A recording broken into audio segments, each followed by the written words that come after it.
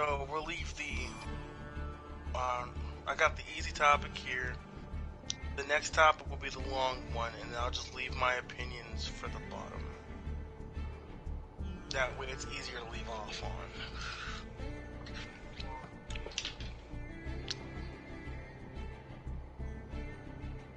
Intro away, good sir. Welcome to But It's a Podcast with your host, Zane and Dark Magic Nutta. Never use the correct name. You just keep using the dual name. I have regular names on other sites, you know. Well, I mean, I just use my YouTube name. Our other names doesn't really count. I mean, it doesn't really matter. Alright. I guess I could say my other host, Derek. That'll work out. Good evening, YouTube world, and have a happy New Year if I don't see you tomorrow. Or Sunday, whichever one counts.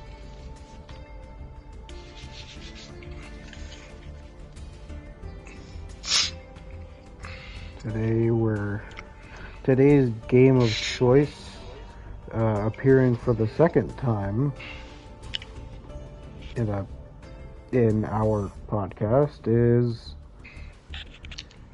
Master Duel. Because we need something that doesn't need our attention to talk about a topic today. Right. Let's load into the first duel while we get into the first topic or whatever.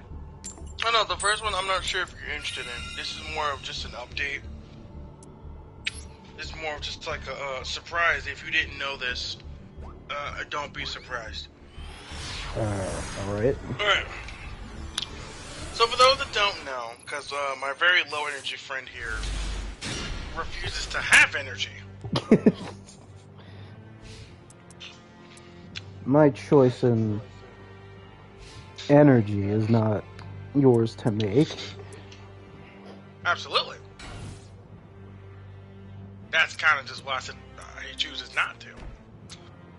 So, for those that don't know, recently Tekken 8 had a demo that was placed on the current generation platforms, that being PlayStation 5, the Xbox Series consoles, and also Steam.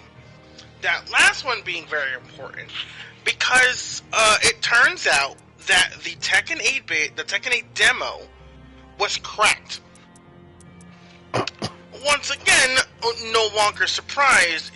You'll find this fighting game player no longer surprised because companies don't choose to understand this amazing concept of people seem to understand technology very well, and by that logic, they won't hesitate to crack your game open.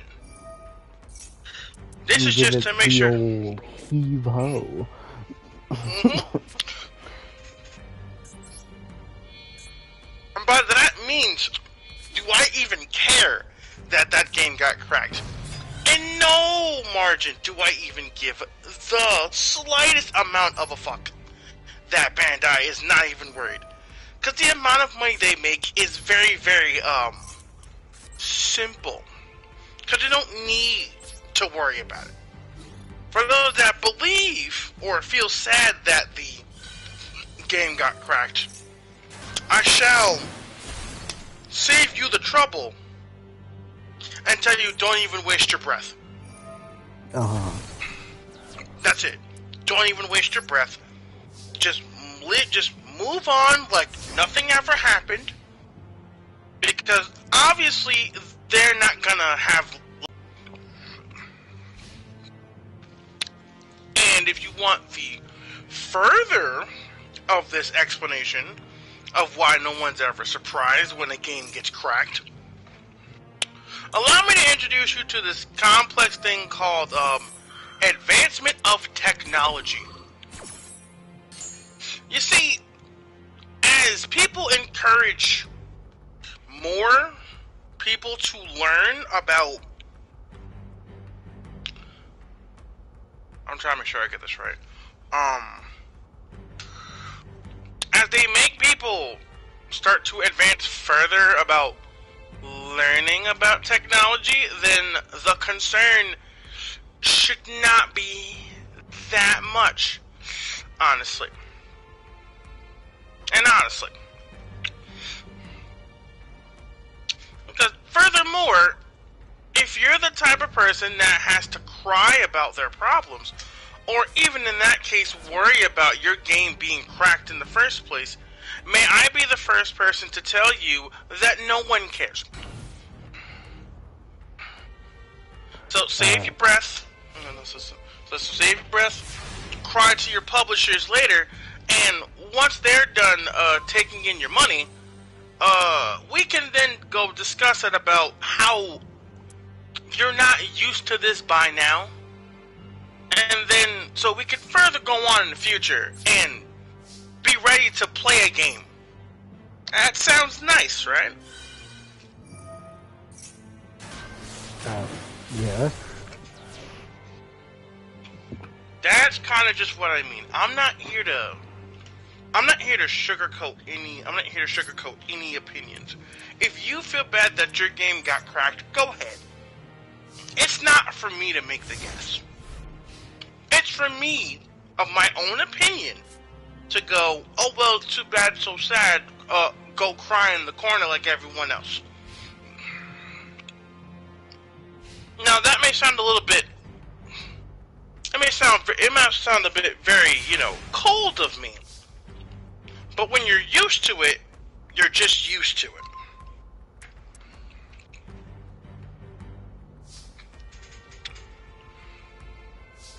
You have anything to add while I continue?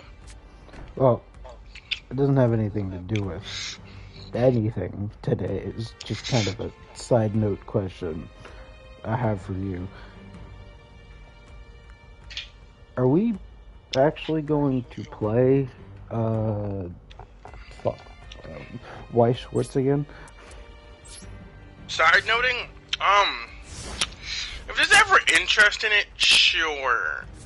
But for right now, I don't have the amount of interest that I want. Because there's like 100 standard side sleeves I could probably use for something else in there. Okay. I'll definitely let you know in the future, but for right now, it is going to be very hard for me to tell you yes or no. Alright. You can have it for the future, and we'll probably play it like every once in a while. I don't know. I'll probably increase it to about maybe once a month. Because I don't have any confidence in that card company anymore. Honestly. And I'm just no longer surprised.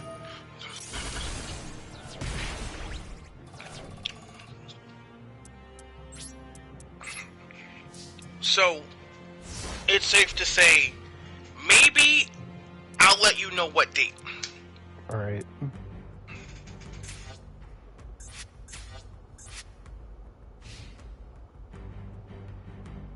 So now that that first simple topic of a game we expected to get cracked on PC got cracked on PC, let's talk about today's real topic. Let's talk about free-to-play fighting games and how that's going to be the most prevalent source of entertainment to be likely for fighting games come the future. It should never be unexpected that a fighting game should exist or shouldn't exist.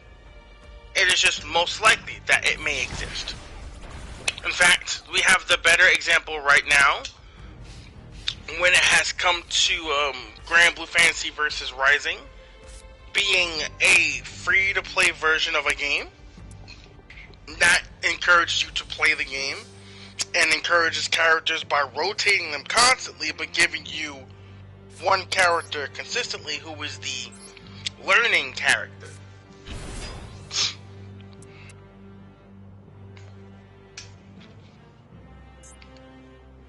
So I give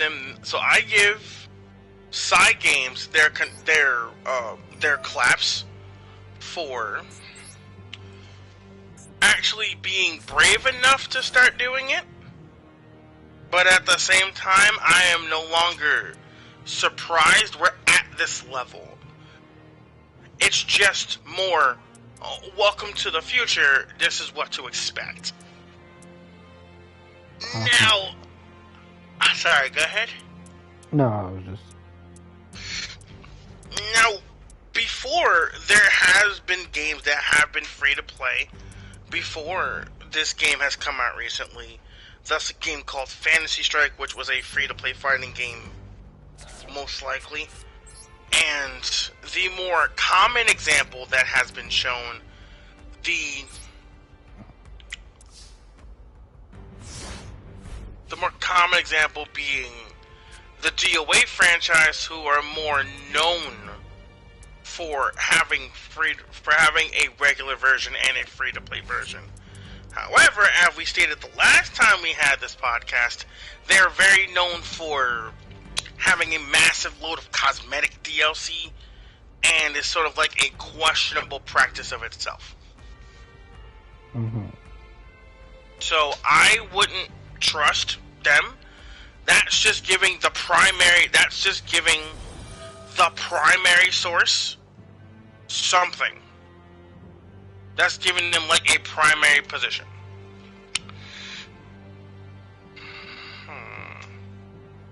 Alright, that's fair. That's sort of just giving them a that's sort of giving this a an origin of creation, and not just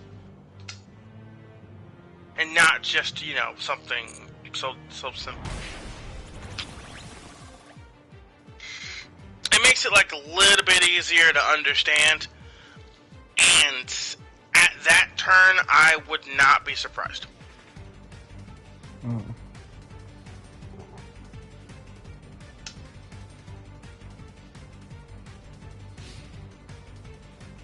So what I will say we're not ending, because we have more games with more examples. Can you think of some? Not that I don't have some, but I'd like to have you involved in it as well. Wait, what do I have to think of? You have free-to-play fighters, and if you've experienced any. Killer Instinct? Okay, that's a good example. Did you like it? For the two characters I was able to play as, I guess I found it okay. Was there anything that stood out about it to you? Was there anything interesting about the game? Did the mechanics stand out a little bit better? Did it feel more up to your speed? No. Sort of like explain your experience in playing Killer Instinct. It was... And then if you'd like to, you can compare it to a fighting game you already play a lot of. Doesn't compare at all to a fighting game I play a lot of, but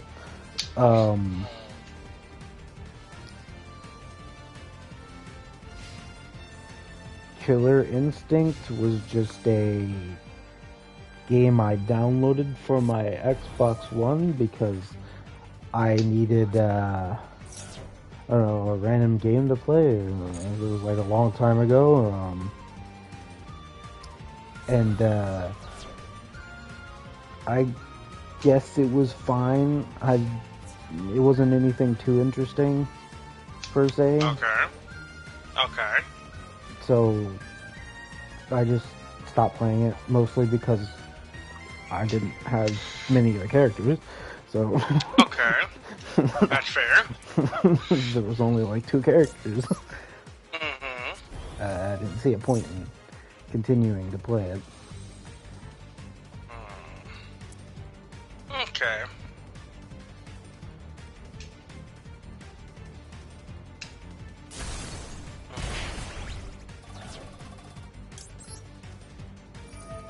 So how about we do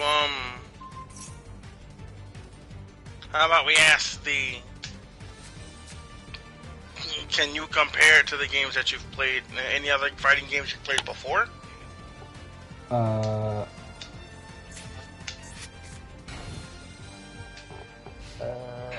I guess I could say the fighting system was kind of like, shit, what was it?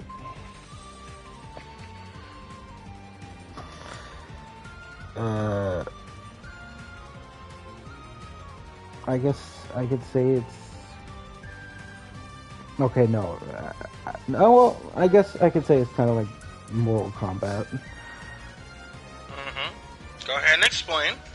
Because we're here for a minute. As in buttons. Mm-hmm. And I guess it's 3D.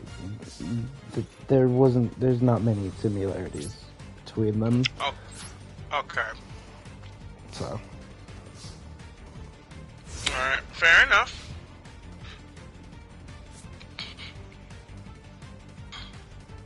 So now let's try to get a little bit more in depth here. From that time playing Killer Instinct, and from your other times having played other games, would you have recommended Killer Instinct as a free-to-play game? No. Any reason in particular, minus only having 2 characters? Fuck. Every reason has to do with the 2 characters thing. I guess I could say it's because, it's kind of hard to start out in. Because it's kind of like,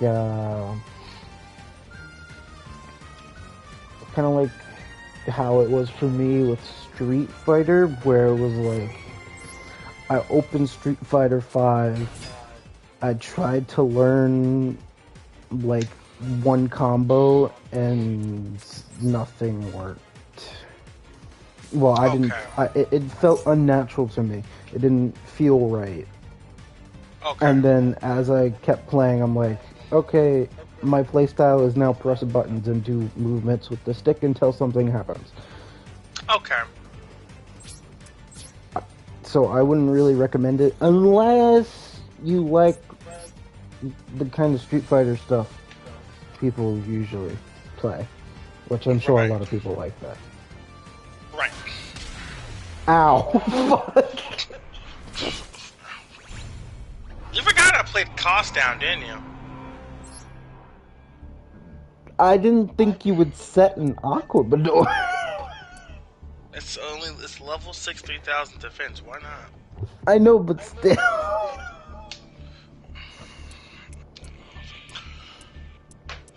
Okay, so we'll keep the same topic. Let's sort of expand a little bit. Huh. We'll keep the same game. Let's say you had more characters without knowing them, without knowing their moveset.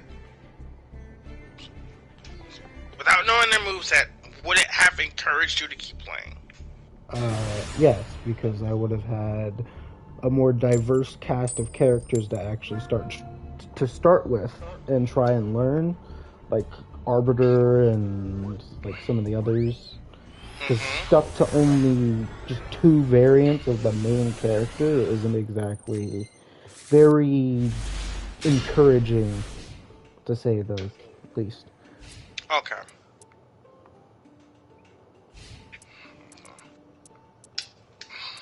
So you would rather them sort of have a little bit of like a little bit more open character variety. It's like open the roster. They also did have the thing like they're doing with Grand Blue, where they opened up like one character, I don't know how many times per year. So they opened up one of the random characters on the roster that you'd be able to play for a certain amount of time. Okay. So I was able to play. I believe in the time frame I played the game that like 1 or 2 times. I was able to play with Arbiter Okay. for a short time, but after just messing around with Arbiter a bit, I kind of just dropped the game because it was kind of boring at that point. Because Okay. the only other thing I would have been able to do is just do the, I can't remember the name of the mode, but just grind that mode and just upgrade the shadow stuff, and And you mean that would have been Lord, the only you mean thing I could have done. the Lords and the Lords and Demons mode? That thing? Maybe I can't remember.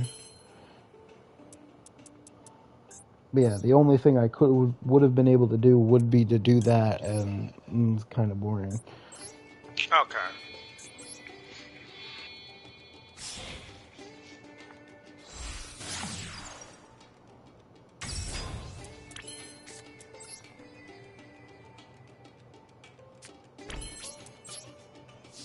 So no. So it really was more of a. It's so sort of like a little bit. It's a bigger world as you open up characters. Basically, is what you're saying. Yeah. Okay.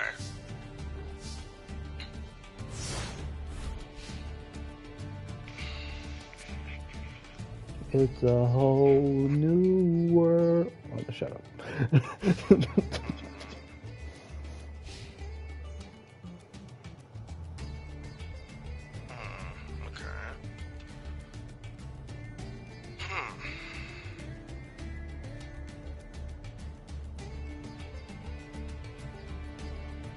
What will you do against my normal monsters? Nothing. No.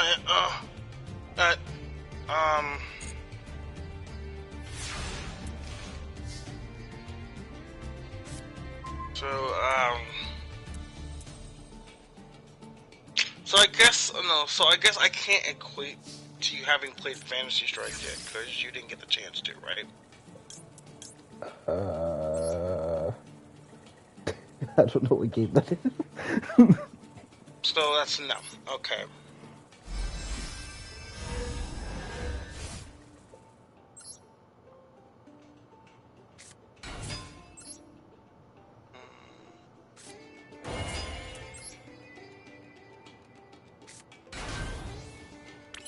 So I'm still trying to guess. So I'm still trying to guess. What can I equate with you when it comes to free-to-play fighting games that wouldn't just be me rambling on?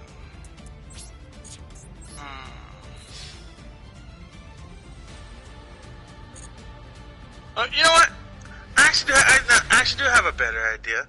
Instead of talking about games that are already free, let's talk about games. Let's talk about what games should look like if they're free to play. And we'll use a series that's more common for both of us because we've played it at least. Uh-huh. Let's say Central Fiction or the next Blaze Blue gets a free-to-play version. And we'll put it in like a very vacuum control. It has all the characters from the past series, and it'll have a little bit of new characters. It'll have a regular paid-for version, and then it'll have a free version. So in the free version,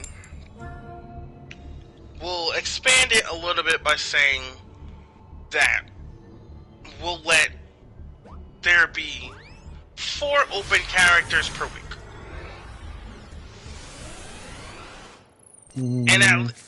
And at least all of them are a different type. We'll say that. We'll say all of them are at least a different kind of character.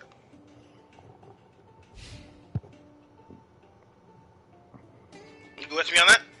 So you're saying it'll have a free-to-play, but then there's also a normal purchase for the game. Yes, there's a regular game, The one where you pay the regular price, that being $60. And then there's the free-to-play version, which gives you the usual modes. It gives you an optional shop for buying cosmetics, just like the regular game.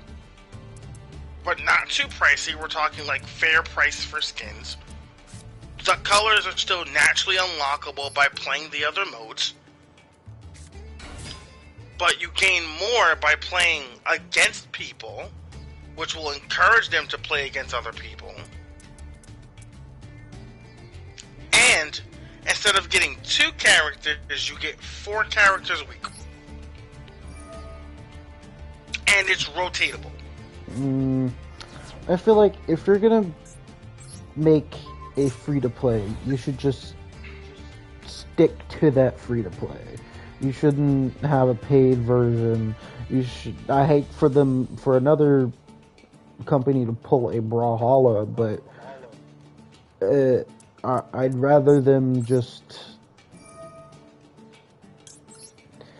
give the game the ability to, or give the player the ability to, or well, I should say pull a rainbow in this case. As in, you get the game and then you have to buy the characters with the in-game currency, or I guess the out-game, but specifically the in-game currency, because I know BlazBlue has been good with the whole, you don't really need to buy characters out of the thing. Right. So, I'd say if you're going to do a free-to-play thing, instead of making it so that there's a free-to-play where every week you get 4 different characters, you should instead make it so that you have a completely free-to-play game, but in that game you have to earn your characters. Okay. I'm trying to think of a specific way of how to do it, but I guess I could compare it to how BlazBlue normally does their stuff, where you get that currency, and using that currency you just unlock it in like a set in the store or something in that game.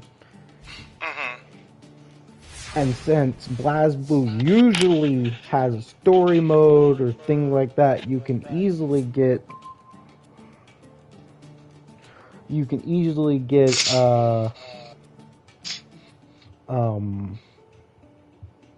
currency from. It shouldn't take you too long to unlock all of those characters that you'd like. Okay. Also, welcome to the stream, New Blitz 74. Is that someone you know, or is that just somebody new completely? To my knowledge, I haven't seen the name before, so it's new to me. At least okay. I think. Alright. Let me do a favor and mute this stuff.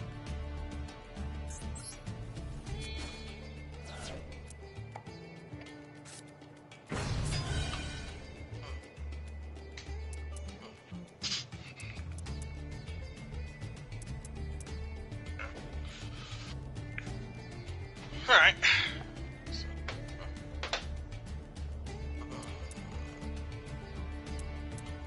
I wonder if he's just here watching us.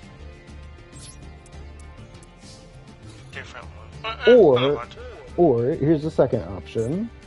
If they want to do the thing where they're doing the free-to-play and the standard edition purchase thing, they could have it so that if someone really likes one of those characters, they can buy those characters in a store, in like the marketplace or something, Okay. so that they permanently own that character. But that character, but that like specific purchase cannot be over. I'd say $3. So you want the character purchase to be under $3? Do you want just the character?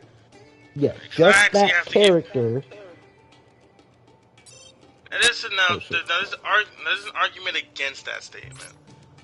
I'm not gonna say that characters will be $3. However, I will say that it is unlikely for a character to be $3. Specifically just based on how the market is. True. I'm not gonna discourage it. I'm gonna just sort of just give a little bit clarification. It's not gonna be easy for it to exist like that because you can't make characters for under. You can't make characters for under $7. Sadly, you can't make characters for under $7. Right. However, your idea is a good idea if the character count was low. But because the character count is never low, we're gonna establish that point of, we can't find the common ground. Mm-hmm. Because there is no common ground to how much is artwork in a game and how much does a function cost.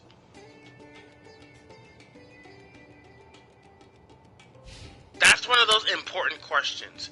How much does a function cost? Because now you're talking about the person that had to draw the character, the people that have to animate the character, the people that have to basically try to put it in motion. If they're doing actual doing what's that mocapping with an actual person, like what's it worth? Well, mocapping is kind of, from what I've seen so far, only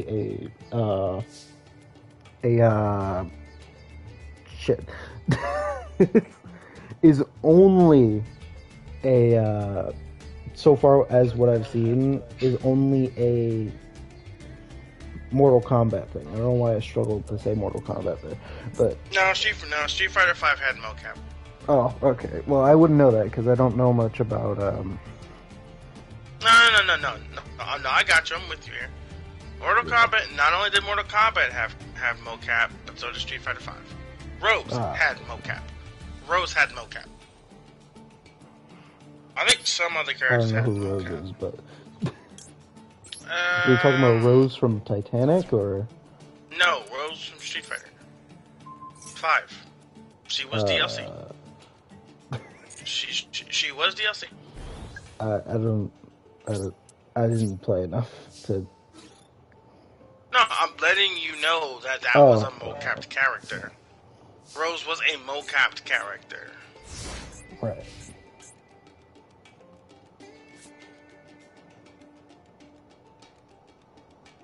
That's just kind of like, it's just to give like a heads up on the heads up. Right.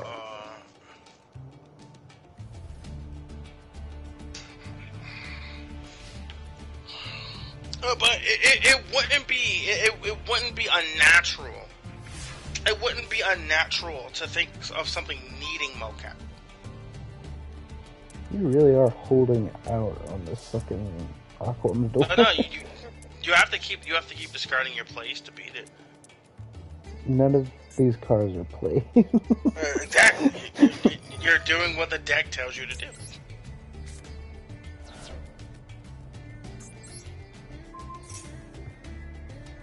You're literally doing what the deck tells you to do. It's just that none of my monsters have effects.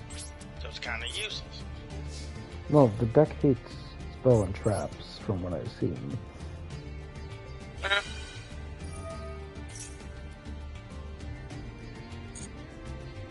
But yeah, I understand that it'd probably take quite a bit of cash to make a character. But if you're trying to make it appetizing to someone to actually keep playing the game on a more higher basis, I feel making characters or making the cost of characters something so needy as like $7 per character or something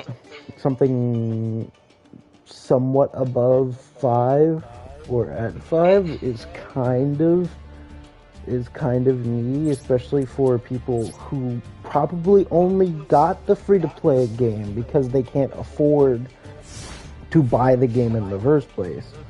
Right. That I'm not disagreeing with you with. I am in no turn disagreeing with the statement that characters are expensive. Not even close. What I am saying is that if we ever got to the point where we could do that without having to resort to Unity being the better option here when it comes to either making games quickly and offering characters, because you know and I know, like, that AAA companies won't underspend. Because the developers are more community-oriented people, so they'll be encouraged to go a little bit more because they have a vision. And you don't want to undersell your vision. Right. Because imagine having that exact thought of, you want to make this game. You want it to be cool for your audience. You want your audience to like it. So you do your very best. But you don't want to disappoint them by making it so little. By just making it very, very low graphic. So what's the one thing you're gonna do? Okay, let me get the most recent engine. So let me get the most recent engine. Let me go tell my artist let me go give my artist some creative liberties. Let me tell them, hey, you're able to draw what you want. You guys are able to go over characters as you want to. I wouldn't see this. I wouldn't see it as a loss for them to do their very best to do by their community. But at the same time, you can't ask them to be cheap about it. Right. Because it's sort of unfair to developers, not the companies, not the publishers. It's unfair to developers who want to give a certain feel to the game. Like they want this game to be for new people. Potentially. They want new people to be able to play their game. And be able to say, good job, and have some more money in, so that their company will give them more funding, so that they can keep doing it.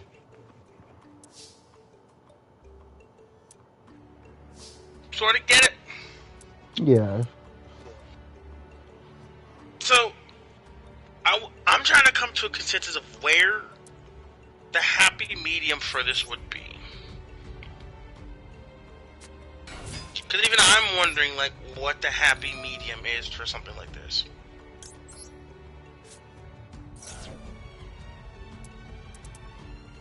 Because I want to know where the happy medium is.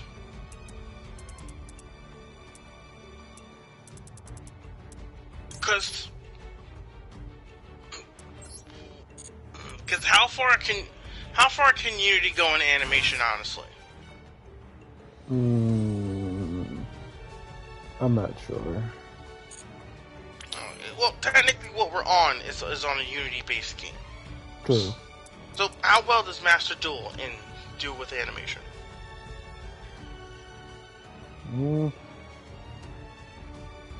I don't know. Because I'd say that the animations are pretty good in terms of more modern senses, but at the same time, it's not as good as, games like, trying to think of a good one here.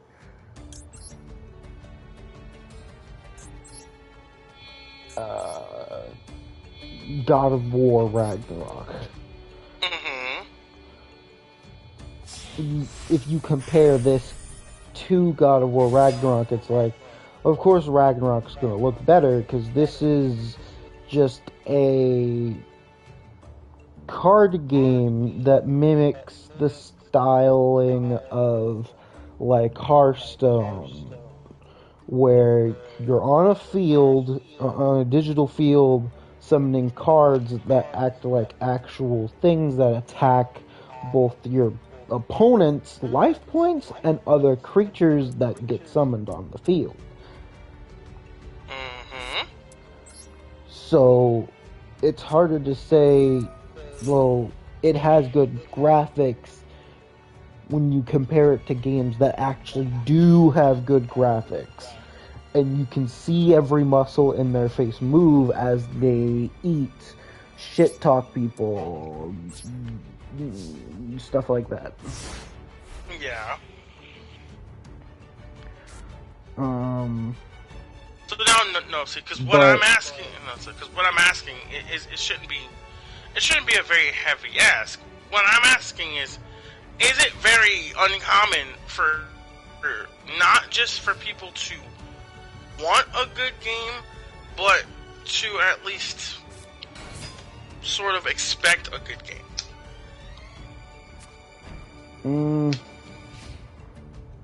I guess sometimes, well, people may only expect a good game if you sit there and fucking talk about your game so much that they think it's going to be one hell of an experience. Mm-hmm. Like, for example, more recent example could be that one game that was labeled as a scam because they didn't deliver what they gave. The day before? Yeah, they gassed up that game so much that once it came out, everyone just immediately said they scammed us, and that's a rightful assumption because they didn't give what they laid out. Right. So they kind of stuck themselves in that hole where they're going to be just labeled as a scam company. Mm-hmm.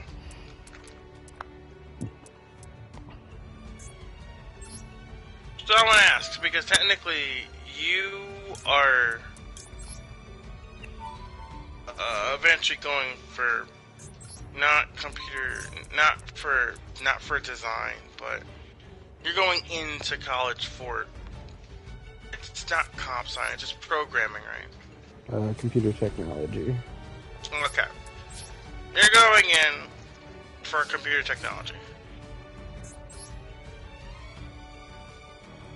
So, technology is available to you, and knowing how much it'll be available post your college education.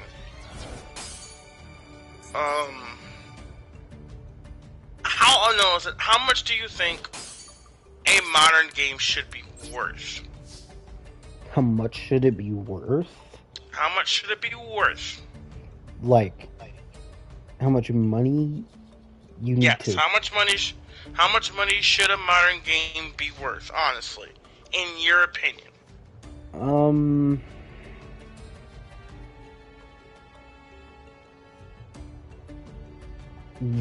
Like, modern day today? Well, no, okay. We'll use the better examples of. We'll use the former, or at least the games that have won good awards. We'll say stuff like, what should something like Celeste cost? versus a game like Neon White. Both were indie games, both were light.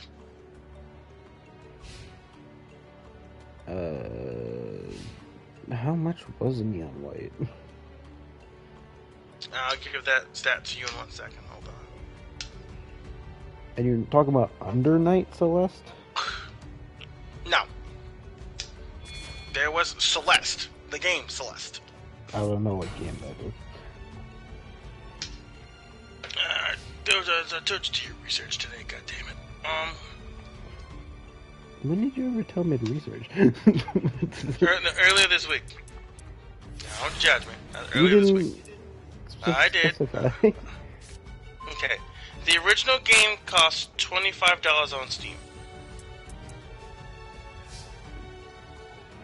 I mean, and this is a speedrunner FPS.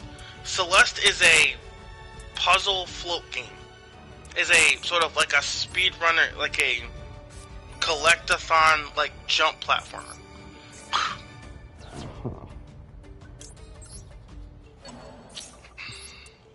Sort of like, how much was Celeste?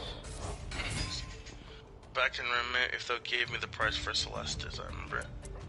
They're gonna use Andal. That's weird. Celeste was $5.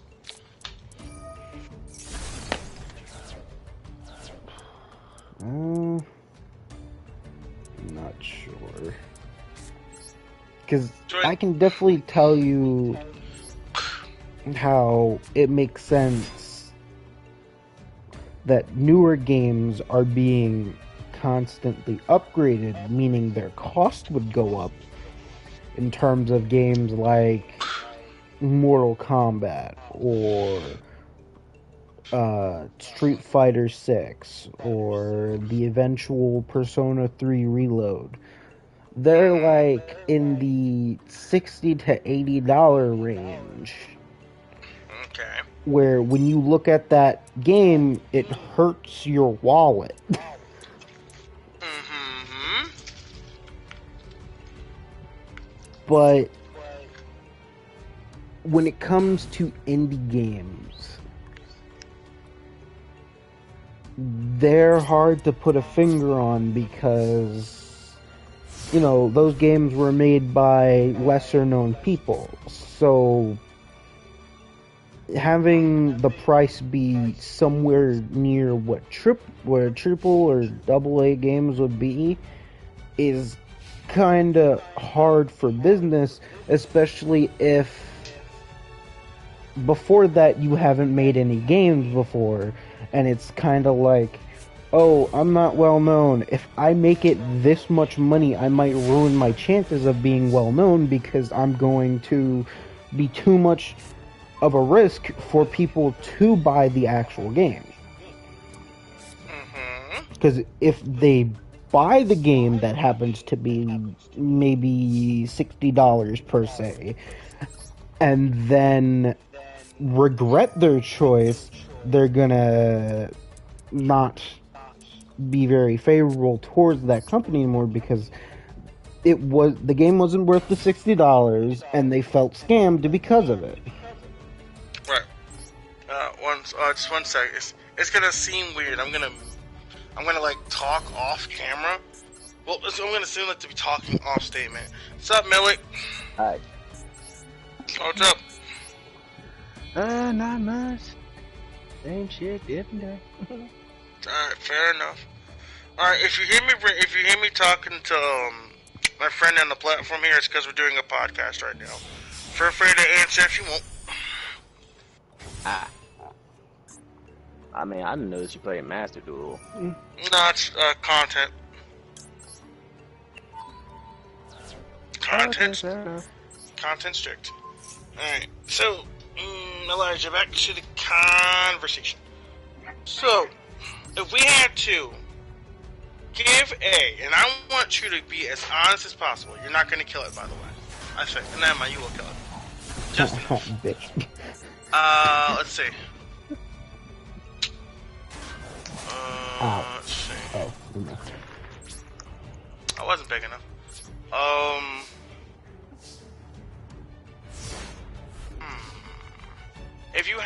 to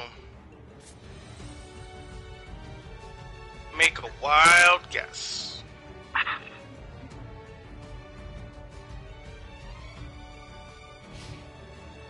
And you had to sort of quantify it just a little bit. Take a wild shot in the dark. Give me the preferred price for what you think modern games should cost. And you could use Mortal Kombat as a reference of example. You can use near anything as a reference of example. But you have to choose games that were before this current generation's pricing, because if you ever consider them, then the average price of games would always be $40 to $50. And that's only if you agree with that statement. But right now, I want to know what you think a game should cost current day and age going into 2024. Well, I kind of do agree with the current costs of games somewhat. I feel they could go back down to maybe a $60 to $70 range. But when it comes to AAA games that are always updating their graphics, making the gameplay quote-unquote better, and adding more content than the last game, or updating the content to be better than the last game... No, we're talking new IP. We're talking new IP. New IP? New IP or sequel to an IP. Yeah. Directly from the bottom. Directly from the bottom or following a game, specifically. Yeah. This new IP is coming from an indie developer or a AAA one? Your discretion. Because if it's an indie developer, they should keep it around maybe $20 to $30 maybe. But if it's a AAA developer, I understand if they do have it at 60 to 70 because of how much effort and resources it takes to make games that look as good as games do nowadays. Well, most games do nowadays. I'm going to give you a exception and then ask you whether or not the game should be that price once you finish your statement. Unless you already finished it. No, I finished it. Okay. So now we're going to take a game called Bomb Rush Cyberpunk. Do you remember the price of Bomb Rush Cyberpunk? No. Okay. I never even knew the price. Let's look it up, shall we?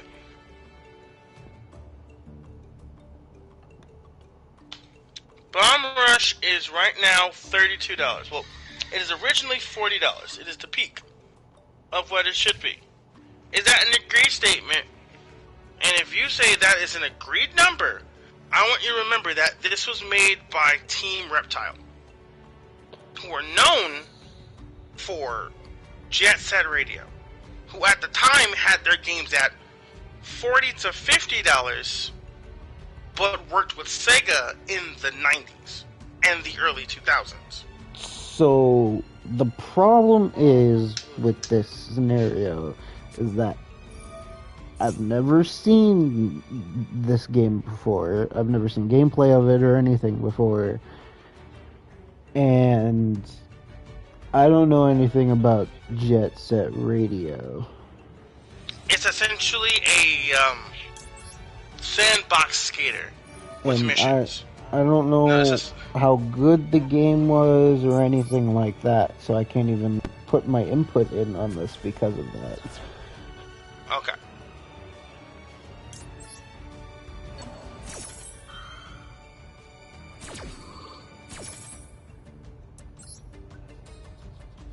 So, we'll use a game around your time then.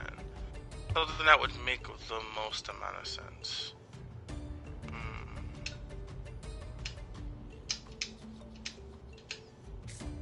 So we would have to choose like a 2000s date.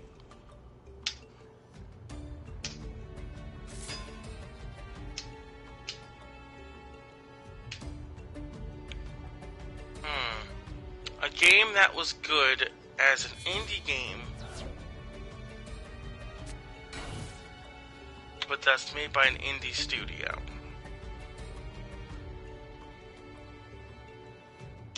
Let's see, Hades. Hades? Because Hades was made by Supergiant.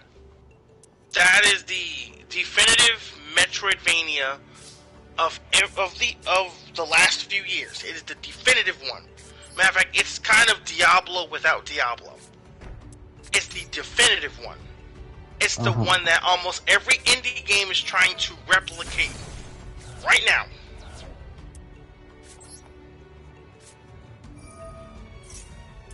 Honestly, it's the game that a lot of dungeon crawlers are trying to imitate. I wasn't really into dungeon crawlers. Okay, you remember Dead Cells? No. Okay, how is it going to be to discuss this statement with you? Because my gaming life when I was younger was very limited to the amount of money or how much we could rent from Redbox at the Walmart.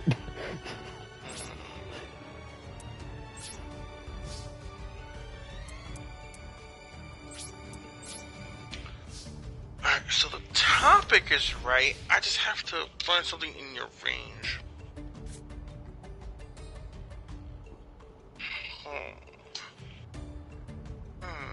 That's the question. On how I would solve this one. That'd be a question on how to solve this.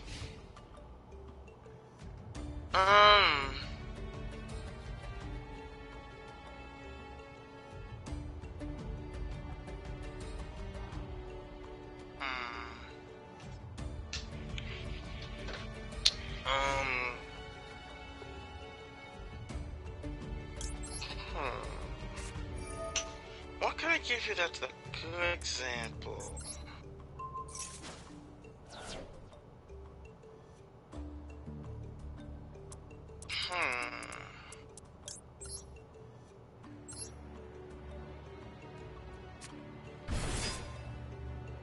It's actually a little bit more. This is actually a little difficult, honestly.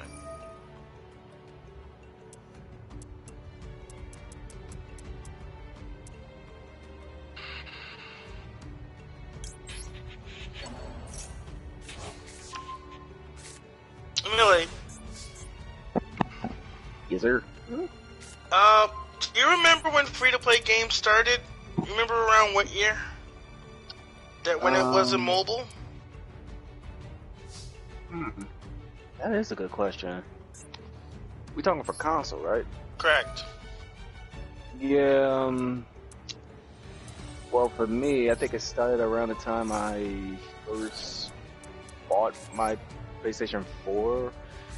Of course, I had to bought the Matin bundle because I was like the cheapest one at the time.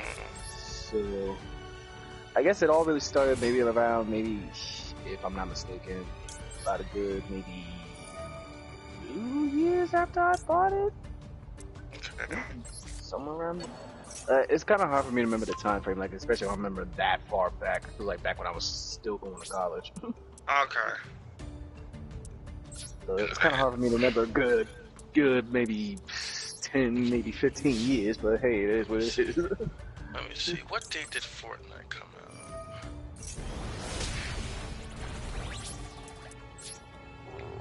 2017. That's a while back. PlayStation 4 release date. 2013. I think that was before it was cross-platform, right? Yeah.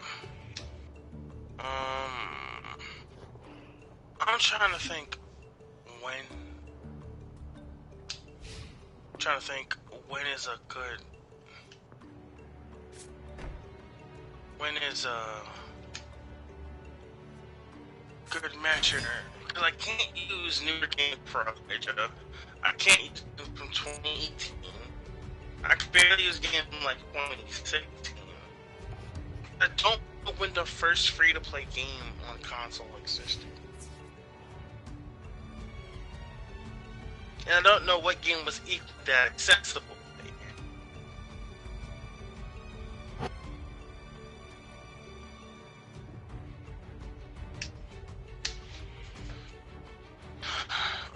As a PlayStation 4 first free-to-play game.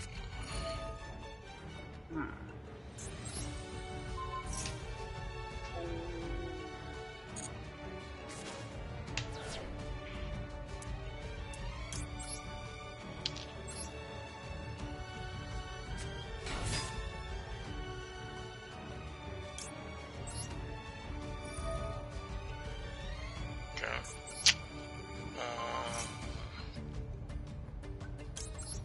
3-on-3 Freestyle 2016. Okay. So, by this thing that I'm looking at, it looks like the first few free-to-play games came out. Oh, here it is.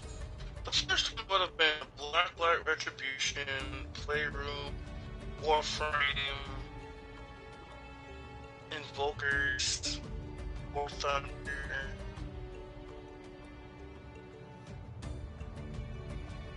War Tanks and Smite. Wow. Because all those were done in the first 3 years. Oh, I just got beat by an old school burn deck. I did not see that coming.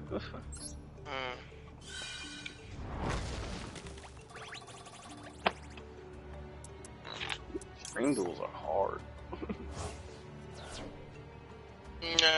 Extreme Duel is a little bit easier. If you can find a way for a 2400 to attack directly, you can win. Or a 2100 to attack directly, you can win. Yeah, because I remember, the other one that had like a shorter time limit. Yeah. You didn't have time to think, strategize, or nothing. You just had to go. You just had to do it. Yeah. So Elijah, it's gonna be hard for me to even come up with one, because I'd have to go down the list and I'd have to ask you to think specifically if you remember playing a game like this. If you remember playing a free-to-play game. What the heck is this? God, did you surrender? Oh yeah, ran out of time. If you're stationary too long without moving the cursor or anything, it thinks you're like completely AFK and kick you out. Yeah, that's fair. Through this, I'd have to go through this list. I don't mind going through this list. I just don't want to bore you by going through this list. You sound like the nostalgia critic. I remember, so you don't have to. There are quite a couple games on here I remember. Not that I've played, but that I remember existing. But I don't think you want to even go through it. So, can I think of something that you haven't done yet? Okay, so getting to the coming up. Let's say way past it. Okay. So, we're gonna have a very difficult situation. Because first we have a conversation with You're something cutting out a bit. I don't know how. It's my regular. Oh, The regular it's back. controller.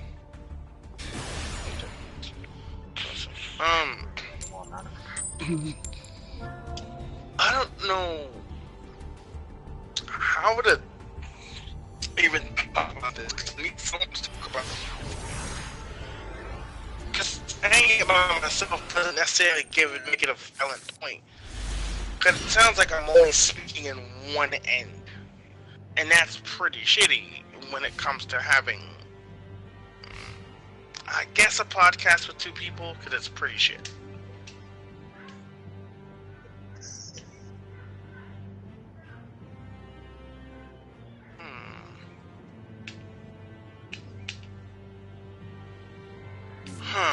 So,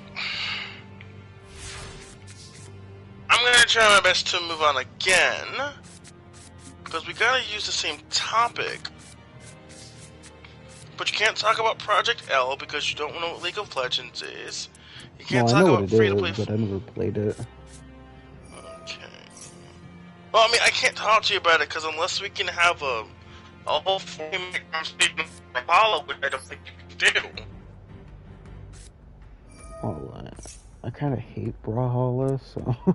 See, that's kind of the point. I can't even go over what good topic to talk about. How fighting a game going free to play can be good and bad. Because once I try doing it, there are just some things you can't reference, Right. or that you just can't get specifically. It's kind of like me bringing up something that you'll never understand, which is unfair to you and also unfair to the topic. Because a topic this good needs more than one person that understands sort of like the implications of free-to-play games and moving it into a fighting game genre.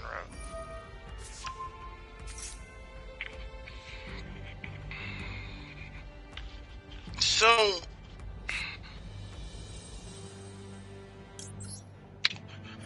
I guess we're gonna have to not skip it, but try to make something a little bit more relevant. So instead of talking about free-to-play fighting games, let's talk about fighting games coming up and how it could affect games in the future coming. The only fighting game that I know... Oh, well, I guess you did say Project L was coming.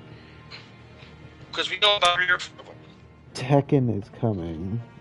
And Under Night is supposed to be coming. Correct. So now we could talk about newer games that are coming out and this expectation that eventually what we're gonna get. I don't want to like go into the topic. It's not what we're expecting to get. It's not that phrase. It's not of what we think it is what we're expecting will happen. Mm-hmm. So, what I'm speaking of is let's talk Tekken 8. We'll talk Tekken 8 right now. So, this is Bandai's next big game. In their release of games, that's supposed to be a game changer for people who have played the game of Tekken. And sort of more trying to introduce new people into the genre where the game's buttons are more based on limbs versus strength. Mm-hmm. So we sort of at this impasse where you have two games coming out in the same month because Under Night is coming out the day before. And it's coming out preceding a game that we know will take most of the players coming from it. Right.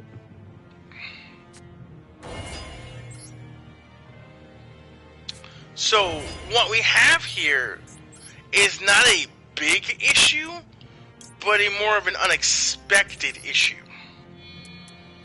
Where everything is trying to compete, and they're choosing this weird of January.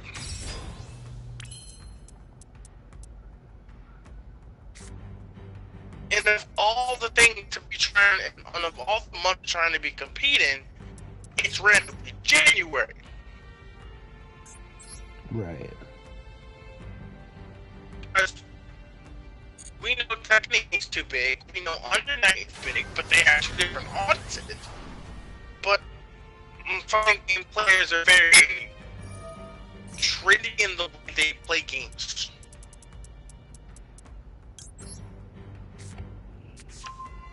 As if one game comes out, another game will, I guess,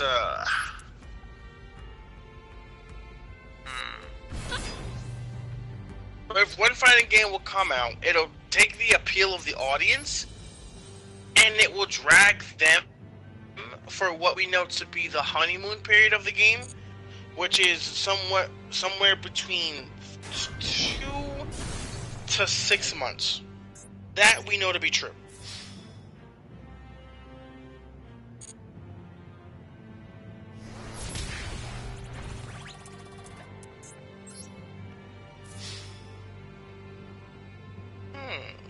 Okay. So, what we have now is a bigger question of, is it fair to have a fight that is thoroughly out of your range in the beginning month of the year? I'm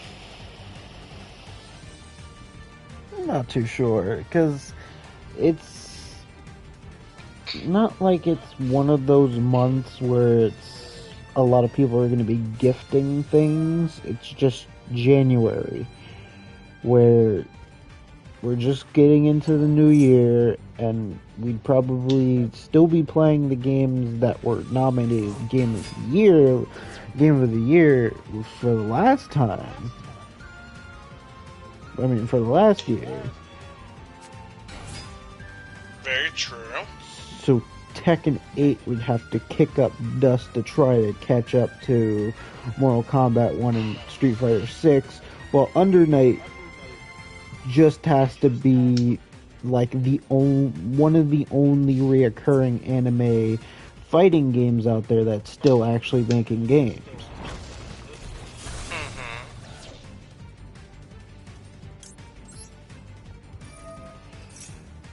So it's more of they're trying to compete in their own set of genres, quote unquote, where it's the high tier games are going to be going, like the main trio are going to be going up against each other, where Tekken's trying to catch up after having to wait until 2024, and Under Night is kind of just standing there, not being held down by either BlazBlue or any of the other extra,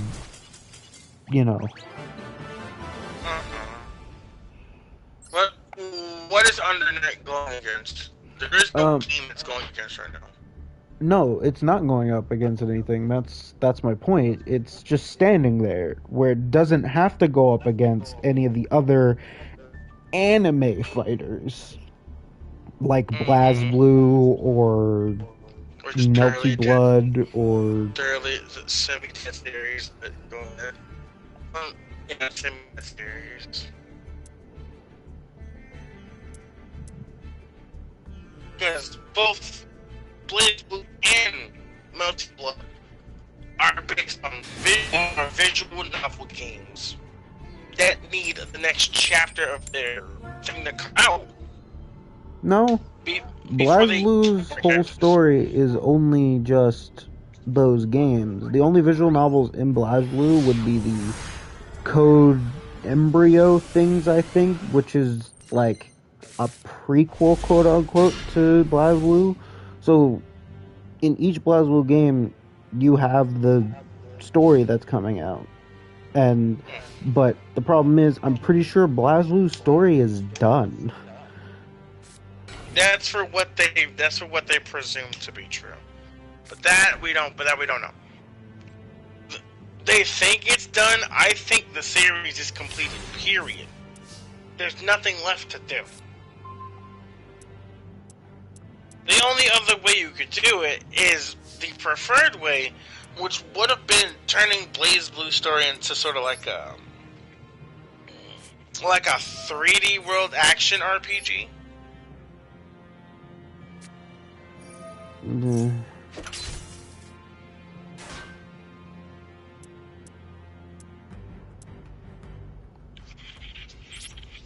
That's sort of just what I'm thinking.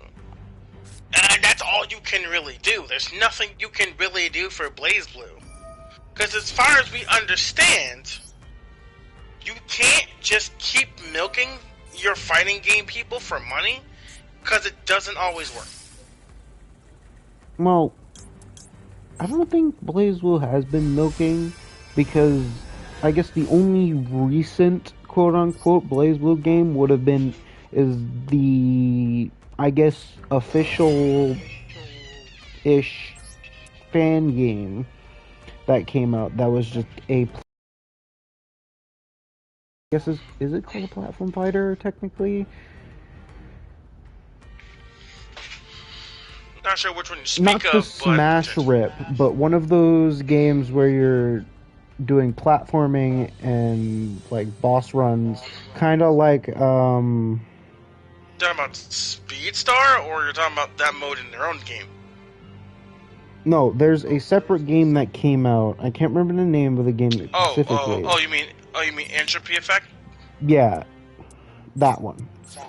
That's the only recent BlazBlue game that's been, well, remotely recent BlazBlue game that got released.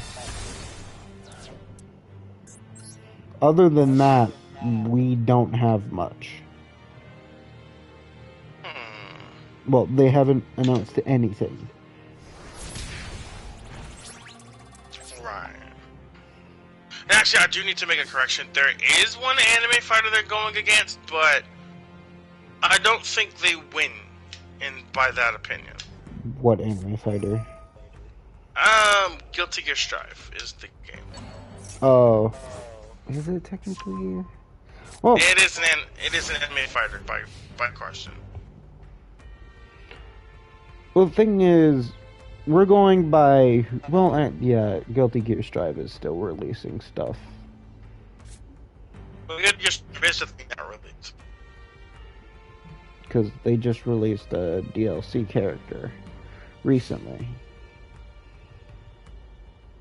So I guess you could say Under Night is going up against Guilty Gear Strive, but it's kind of a situation where Guilty Gear Strive was released, I don't know how many years back, and this new Under Night game is going to be new stuff, and I guess new mechanics, as we saw when we played with the whole, I guess, command dash or whatever thing. Yeah. And some other new things, I think, where we're getting a bunch of new things, and I believe it's like finishing off the story that I didn't know existed. Right. So it's kind of like Under Night's Central Fiction, where they're doing their final game, I guess. They're doing their final chapter, and then I'm guessing they're just gonna stop with the fighting games and just leave it like that. That's what you're hoping. That's what I'm thinking is going to happen. Because honestly, I'm in the camp that I'm honestly in the camp that they would keep trying to make what they have.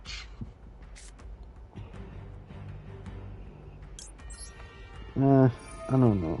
Because just like with BlazBlue, Under Night hasn't really been milking their games for money, because they don't release DLC characters.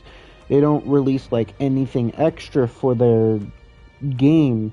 It's just have the base roster, and then after they finish that game, it's just complete radio silence, or they do their updates every now and then to like improve the game, but they don't add any new characters per se to milk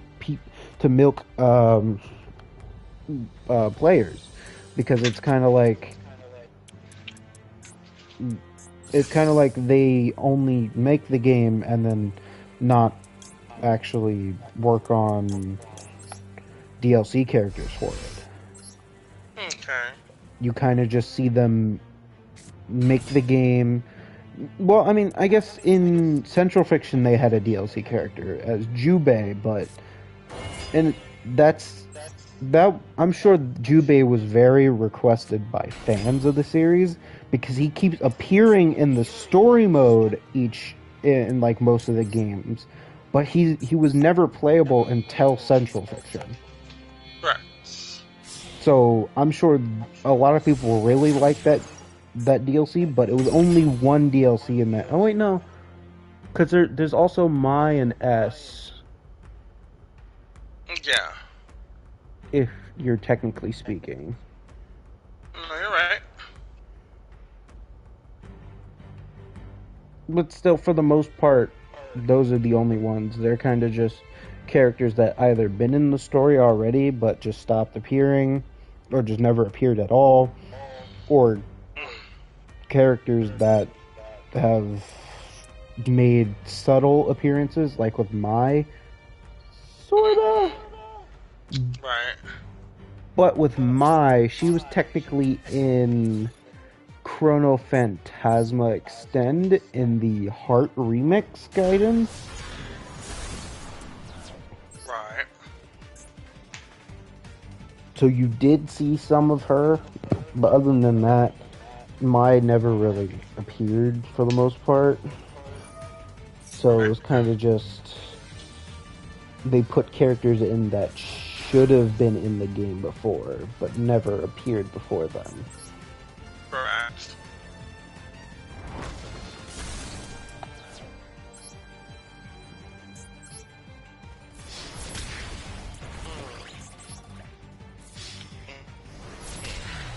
So, the other problem I hadn't realized or hadn't necessarily noticed about those two games specifically, that being both Melty Blood and Under Night, it's made by the same developer. True. So it's never likely to expect one and the other. Because I do remember for Lumina, there was a time when the game completely died. Because I remember their shield system was too strong. And so then, I guess if you want to call the competitive community stopped playing it, and I'm sure no place wants to lose their competitive community, so they fixed the shield problems, and then they added Neko work, because that's what people were complaining about not having, because they knew she was a fan favorite, and then I guess the community sort of fixed itself, sort of. But in this day and age, I don't know what a new game's gonna do. Oh. When the new game is basically just like a graphical upgrade plus 3 characters. Yeah. So I wouldn't even really consider it like a real thing. I would just consider it like, yeah, I would consider System Celeste basically like a grab. System Celeste is like a grab right now. I don't care what new mechanics they added. It's probably just a grab again. When you've only added 3 characters and your game is basically kind of the same with like one change that doesn't really fix the game's problems or change the game whatsoever, then I don't really see it as like a... When it comes to Under Night, I don't think their story was done, per se. Because the fact that randomly, I don't think they would just pull up randomly saying, oh, we're going to make a last chapter even though a last chapter was already there. I don't think they would randomly just pull up saying that if the game didn't have a last chapter before that.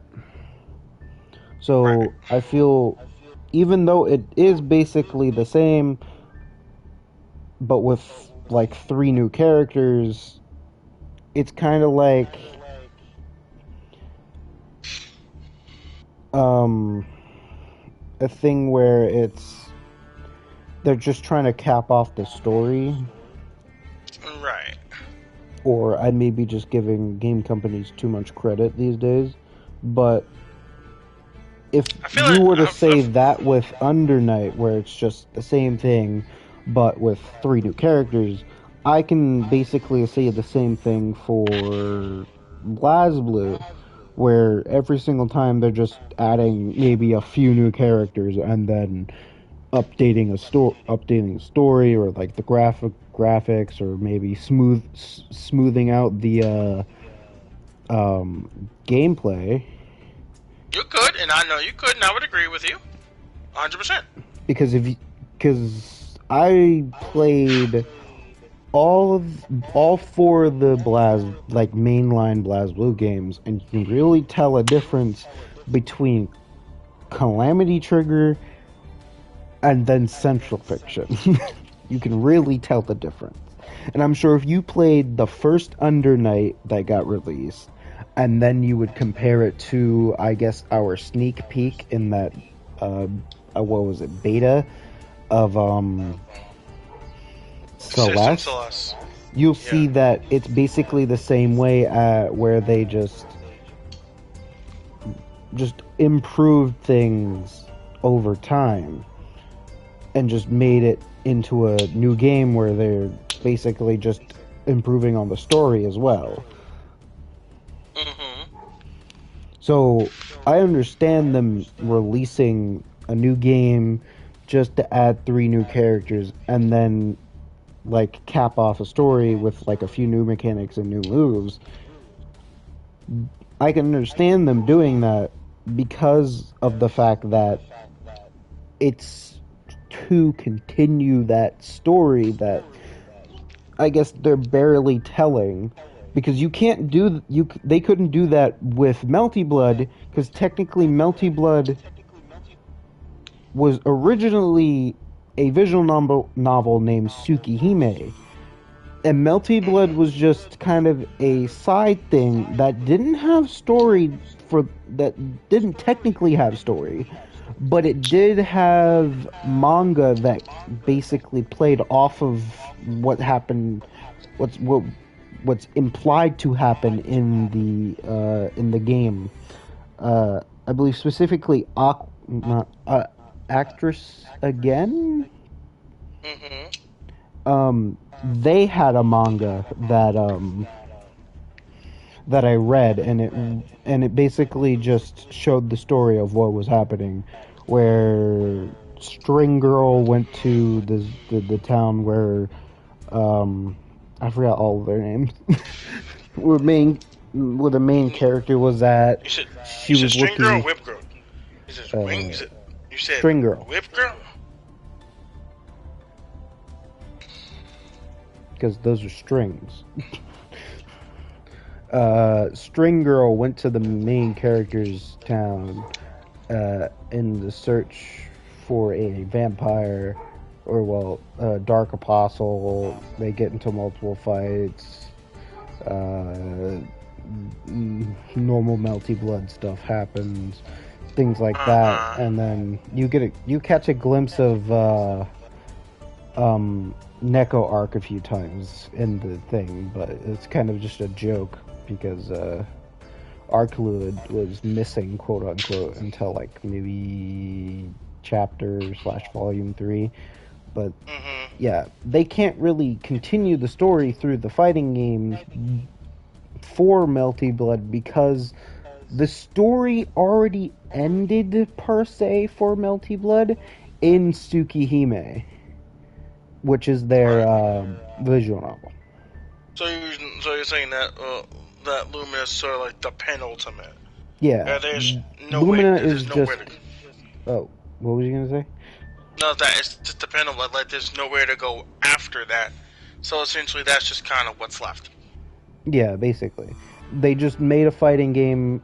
They just upgraded, quote unquote, the fighting game, majorly upgraded, should I say, the fighting game that they made back in the day for a like one-shot manga that they did for the game, and then just called it a day after they did a few updates and shit after that. But they basically just called it a day for them because, yeah, technically the Tsukihime people sometimes appear in like Fate Grand Order or whatever, but other than that, that story's done and over with, and they can just keep focusing on the multitude of Fate anime and games that keep coming out.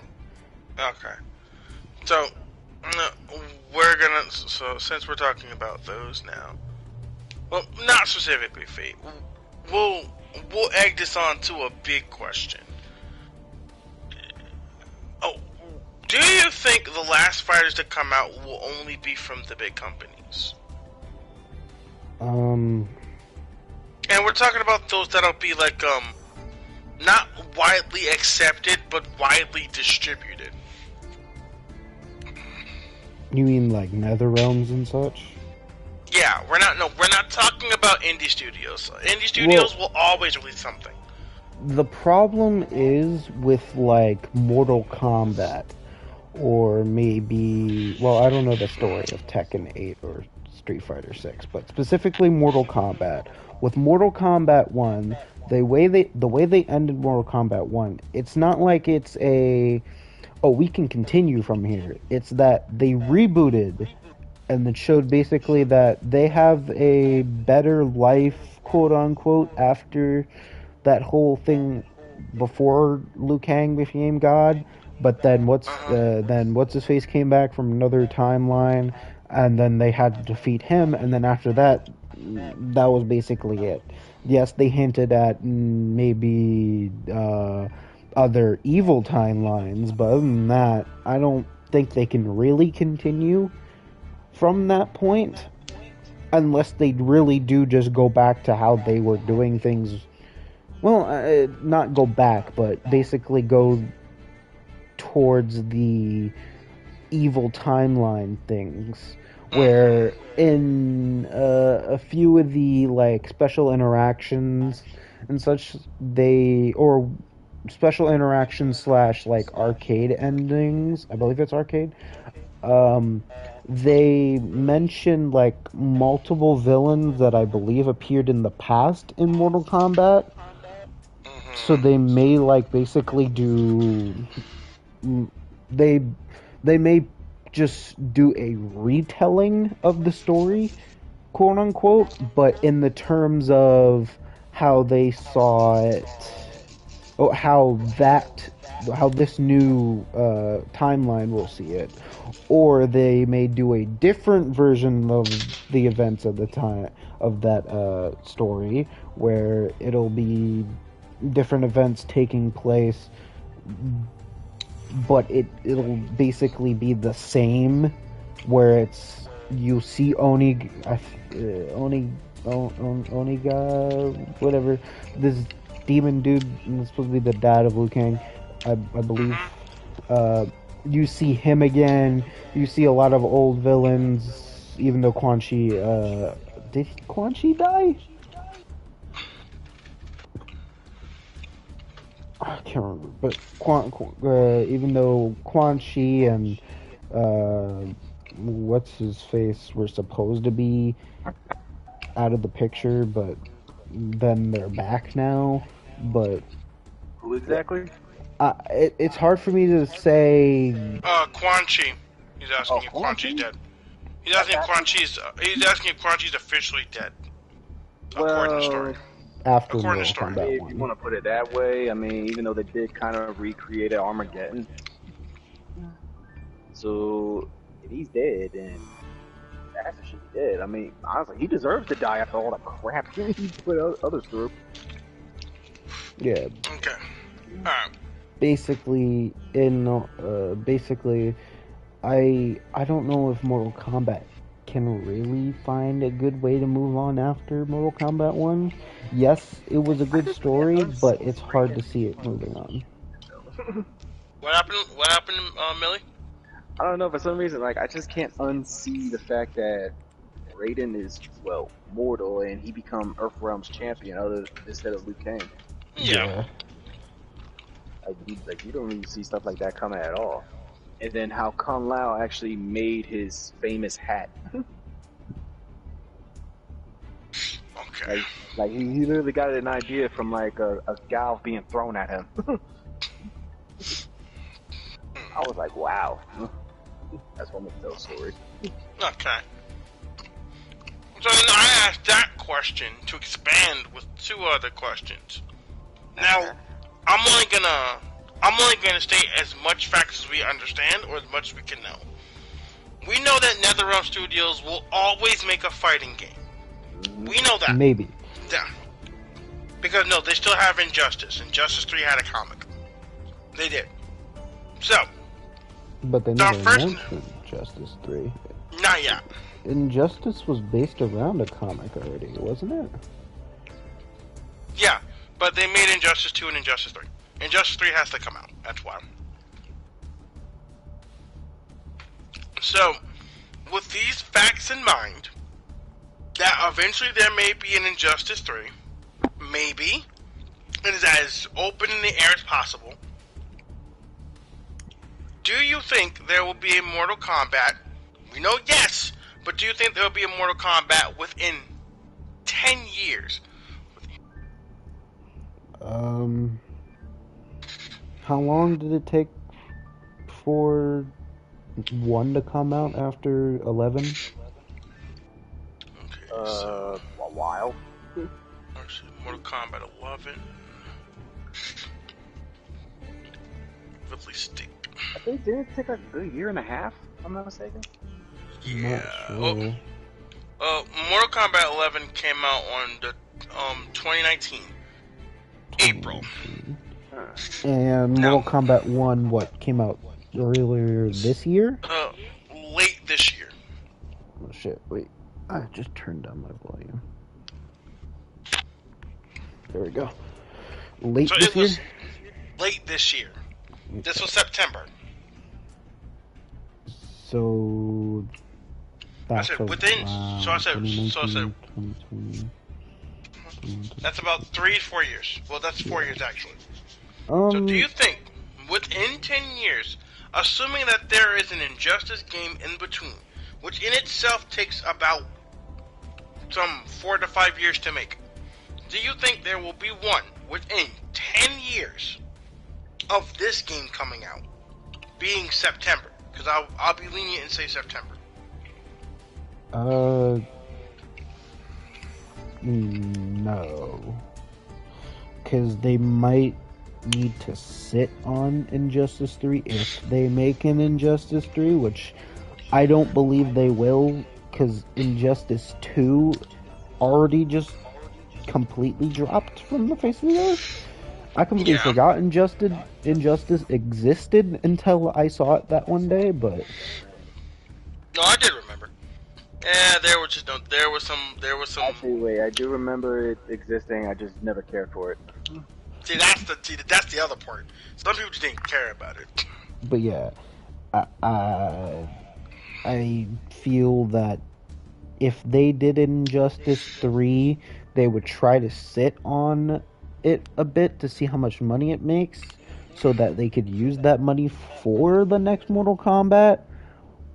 But I don't think they're gonna make an Injustice 3 because I'm pretty sure that they know it'd probably not make that much money, even if it's the next Injustice and it might be good or better than the Injustice 2. I feel like they might not envision it making as much money as Mortal Kombat may do. Okay. Millie, any thoughts? I'll open the question to you as well, good sir. My thoughts about... No. So I'll repeat the question just to give you, just so you have a second. Okay. Given the current date, or the date release of Mortal Kombat 1, being September 14th, 2023, do you think that, given the possible fact that an Injustice 3 may exist, and that they would be developing it, which in turn would take maybe some 4 to 5 years, do you think that there will be another Mortal Kombat game within 10 years of the release date of Mortal Kombat 1? Wow, that's a big one. I mean, it was put into a vote for yes or no. I would definitely say yeah, because I mean, think about it. You gotta finish the story. I'm just saying, like, gotta finish the story. But If so, like, if that's even possible, honestly, that would be something to behold. Okay. So I wouldn't have a preferential opinion on whether or not it is a Mortal Kombat or an Injustice game coming out. But if I had to be a guessing man, I would say no. Because they would release it in 2030. So not 10 years. They would release it in 7 years. Even with even with an Injustice in development, they would release it within 7 years. Because the fact that we understand how quick fighting games lose an audience means that there's going to come a point when Mortal Kombat 1's player base will deceptively shrink. Yeah, I mean, look at Street Fighter. Well, Street Fighter went from 130 or at least 30,000 to about somewhere in the 10,000s. So it was a big drop, but it wasn't as detrimental a drop. And that's without counting console games. And that's without counting console, which is what's known as the casual platform versus the competitive platform. To which we know in every game there was no more than. Wait. You think the console platform is the casual side? Yes. No, it's an argument on the fighting game player side, because as far as they've been speculating, not me, because I don't think they're ever gonna do it, because of how the crack happened. It comes a big question of, are you gonna keep releasing fighting games on something that can constantly always get hacked? That is true. And my answer is, you're not going to do it for PC. You'll lose out on an audience, but at the same time, Sony already dominates the fighting game landscape. So why would you do anything else? Just release it on PlayStation 5, and unless they're good enough to hack Sony for information on a fighting game, which someone would do, because we know they'd hack it for any reason.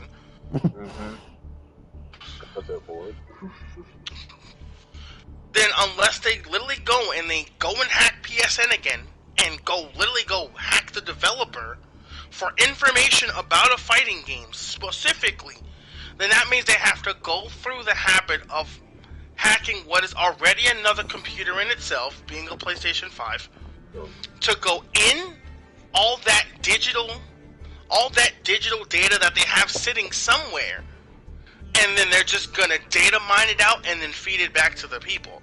So, would you rather them get the easier way or the harder way? I think the hard way. Well, the reason why I asked that, I wondered if you actually thought that console was casual, is because a lot of the fighting games or just games in general that get released on PC are just turned into a modding community. Yeah, usually. But the reason why I know this escape very much is because you notice that it doesn't ever check PC sales. Elijah, did you remember? Do you ever acknowledge the fact that the publishers on Twitter always say 20 million console sales or 20 million sales in general, and you ask where the majority of sales come from? I don't follow the any developers. Okay, so you should know my Twitter is just porn. Okay, I'll phrase that. So on social media specifically, even if you don't follow a developer is more likely to publish the number of sales that it received, not how it got it, how many sales it received. And because physical is such a dead medium or a dying medium, digital sales count a lot. So earlier this year, I think Street Fighter 6 mentioned some 2 million sales. Now, mind you, all those sales are digital. How many of them were specifically for Sony? I don't know. How many of them were for Xbox? I don't know. How many of them were for PC? Steam can track it, but it doesn't tell you how many people bought the game. It can only tell you the peak of people that were online at the time. So, 2 million, you'd have to assume that if Steam, which is kind of a popular platform for PC, like alongside Epic Games Store, which I only get their fucking players from selling free games. Yeah.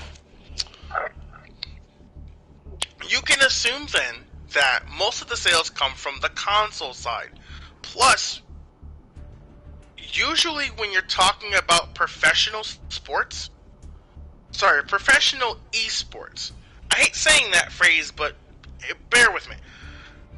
When you're talking about professional esport games, you would never think console. You would always think PC. No.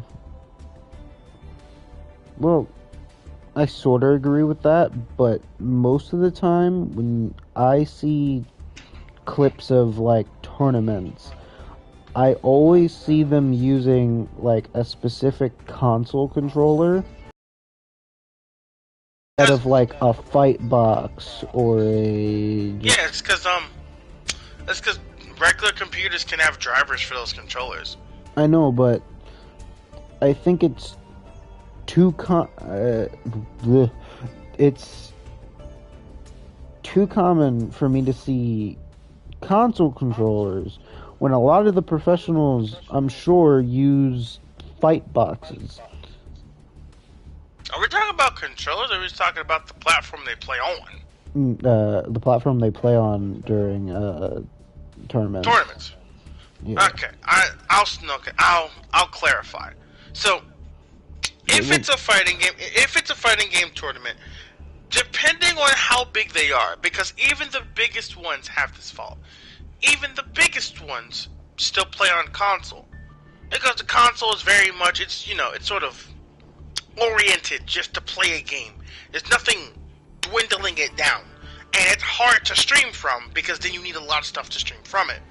But when you're dealing with PC, you have something as easy as OBS, which is great because you can do a lot of movement, click between screens, adjust, give a little like right back message. On PlayStation, on like PlayStation streams, there is no "we'll be right back" message, or "I'll be right back going to such and such," or "thank you for watching the stream," or "welcome to the stream side their screen." There is no screens like that. Well, but that's sorry. Wait, go ahead. Because most likely when you're coming to stuff like, I'll use OBS and Twitch Studio, they at least consider the fact that there will be moments when you have to step away from the screen. So you want to insert something on the screen that seems a lot more receptive to the viewer. So I wouldn't want to expect a lot of dead space because they're setting up a game and the only footage we're getting is literally just the game screen. And then plus half the time, if you have to turn the game off because the controller isn't working, they would have to turn it off, which in turn would turn the stream off. Well, and yeah, that's true, but I'm sure they already know that, and even if they're using the consoles, I'm sure they'd use like capture device or capture cards or something like that to get the footage onto OBS, which in turn allows them to do all of that fancy stuff. Sorry, go ahead. Nope, it exited my mind. Go ahead. I lost it. I get where you're coming from, where you're saying that it's an audio capture card, but that doesn't necessarily kill the point that PC isn't the dominating platform to stream on. Now, no, I know it is. I don't disagree that consoles are the primary way of playing tournaments, it's the competitors themselves that are saying that statement. A lot of them are saying, oh, every frame counts.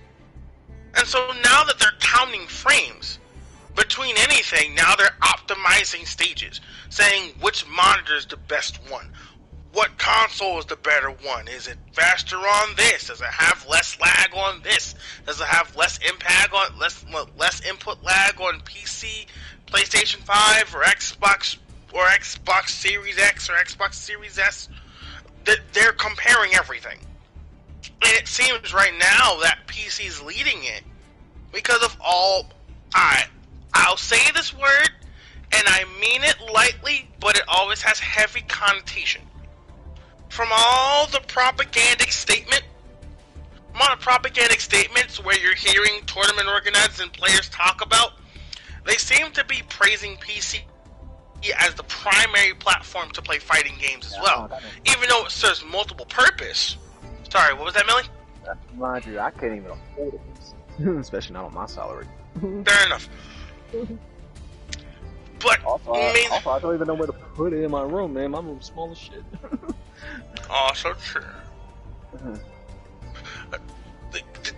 They're hailing PC as this platform where everything lives. Because realistically, if we look at games that are esports, note for statement, I hate that word because they're not sports, they're just games that you make money from.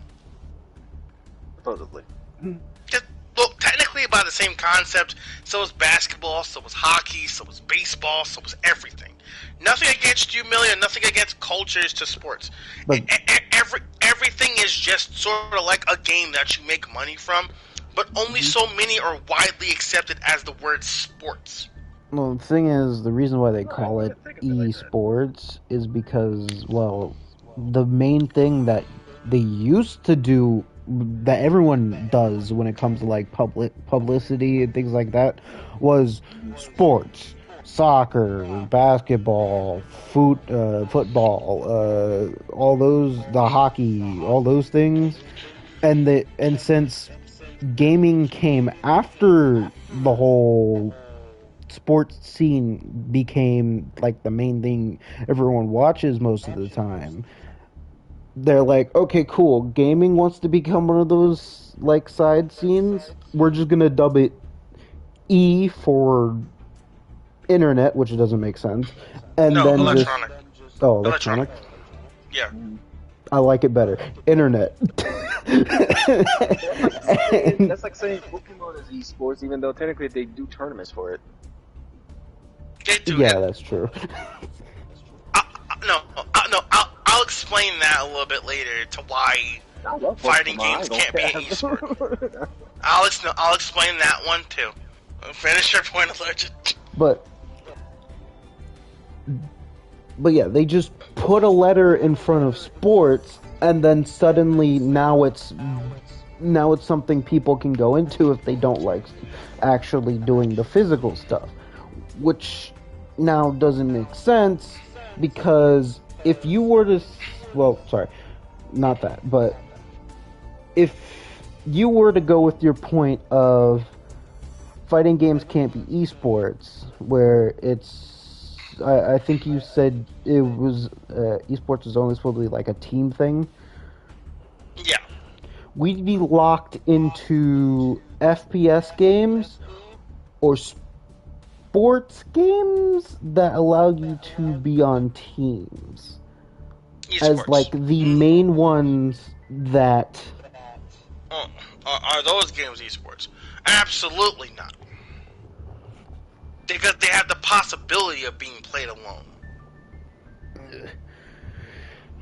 When the game dictates that you must be a team to play, it's only when I will barely lift up the restriction of the word esports. I still don't like the word esports on anything, because League of Legends is not an esports game. It's just a game. It's just a team game. What do you consider an esports game? Nothing is an esports game. Oh. Nothing. Nothing is an esports game. You can't name me one that has legal connotation for the name. You can have League of Legends people arguing up and down. You can have people with valid facts coming to me saying, well, this game is a team game that requires good development, and I will go, well, so is basketball.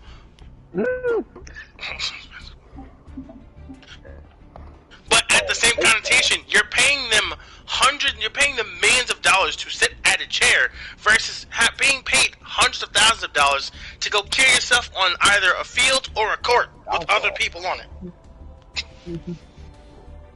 And plus, all of them are entertainment. You don't have to put the word sports in front of it. That's like basketball. Oh wait, that was a movie. Sorry. Fine.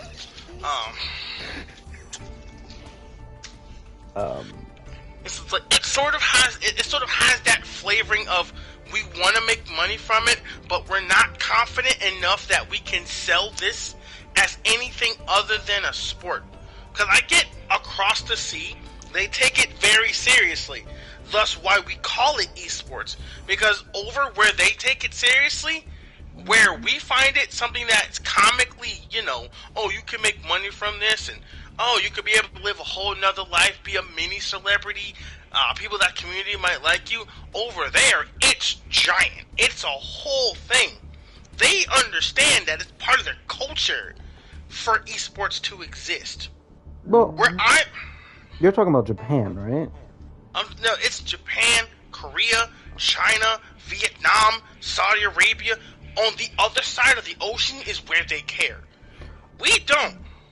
With that, I'd say the reason why they care so much is because technically they don't really have that many of their own sports that they made themselves. With America, we stole football. Oh, sorry, we stole soccer, not football. We stole soccer. Instead of it football, it's now soccer. We stole that. We have our football, we have our basketball, we have all that, and we share that with like other countries who also have their own sports that's like extremely popular there. But what sport do you see popular in Japan? Air hockey? Sorry, table tennis? That's more of an Olympic thing, actually. Yeah, true. Same thing with Taekwondo, if I'm not mistaken. Yeah, you see martial arts be more Olympic, but those start as hobbies, and you can go up to going to the Olympics. Well, yeah, but one of those is something that they have because they're one of those countries that fought back in the day. I mean, like, threw hands with each other. Oh, yeah. Just because. Yeah. So they have that even now because they're trying to keep their heritage. So they have their taekwondo, they have their karate, they have their Lido, they have all of the sword techniques still. They're still learning like how to wield sword, katanas and such like that. So they're keeping all of that. Yeah, kendo. Thank you, Millie. Yeah. Well, kendo is kind of a different thing because kendo is kind of like fencing, where it's just it's fencing with bamboo swords. But straight line. But instead of a rapier, is a like literally stick. a kendo stick.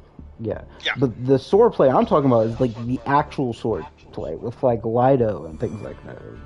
Yeah. I think I'm pronouncing it wrong, but those only used as performative. Somewhat, yeah. I'm sure someone killed someone with Lido in this day and age. Yeah. That's kind of why they don't allow real weapons, because technically when you fight to kill. Mm-hmm. That's why it's only performative weapons. Right. Yep. But the countries over in that area don't really have their own sports. Mostly because they've...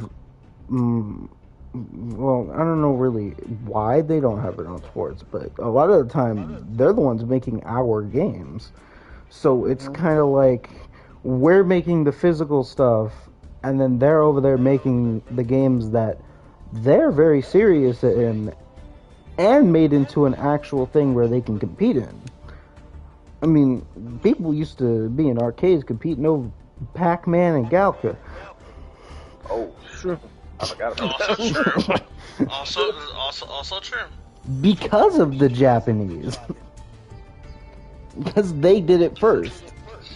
So we started doing it. And then they started upgrading games, and then using those upgraded games to do more competitive stuff. And then the rest of the world started doing the same shit. And then eventually we all started doing competitive things in specific games that get into that competitive scene. But then sort of recently, we started calling them esports. Because we couldn't just leave it at a competitive level type of thing. We had to make it a collective group of something that the old people can call it. Of all the things to worry about, what old people fucking call it. Of all things to worry about. Bro, we don't have 45-year-old commentators commenting on how that shot in CS2 was a good shot because he was in the right position.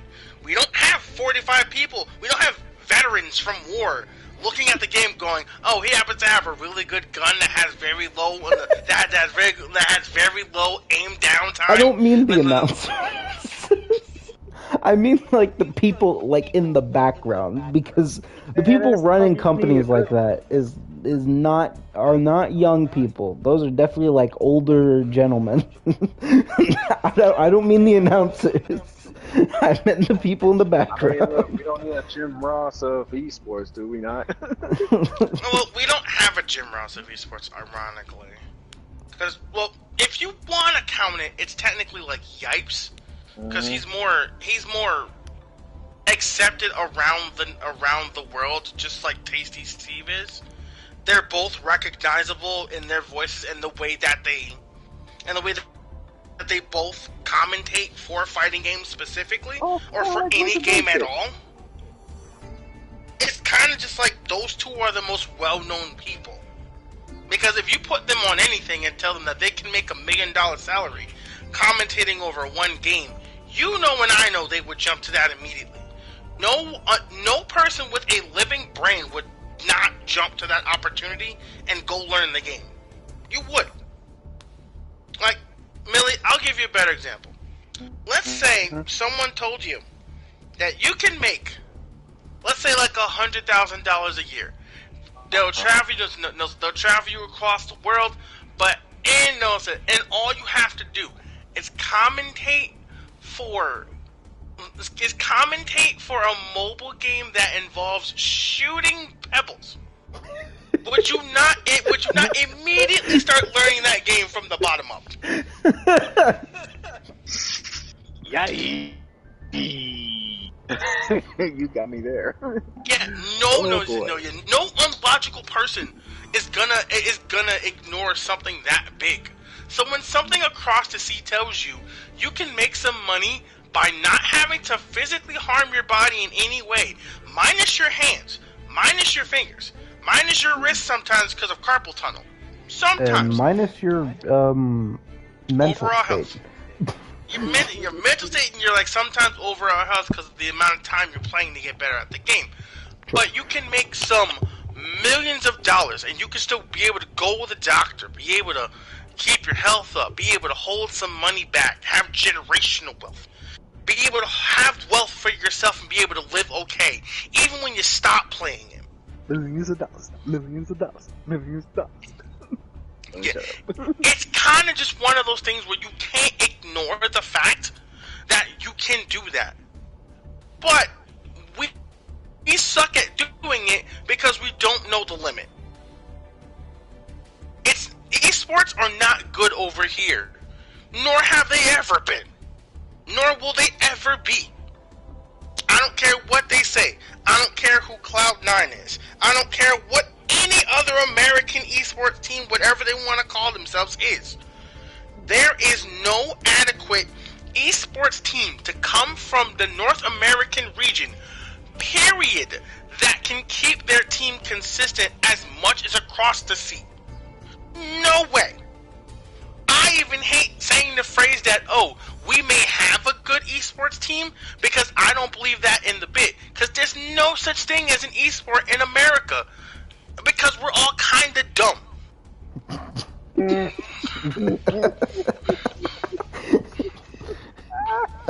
You see, the other problem is I have about, like, all of these extra sports, as in, like, the gaming sports, the... Like, who are these extras? all the random shit they dub sports, is that we can just make anything competitive.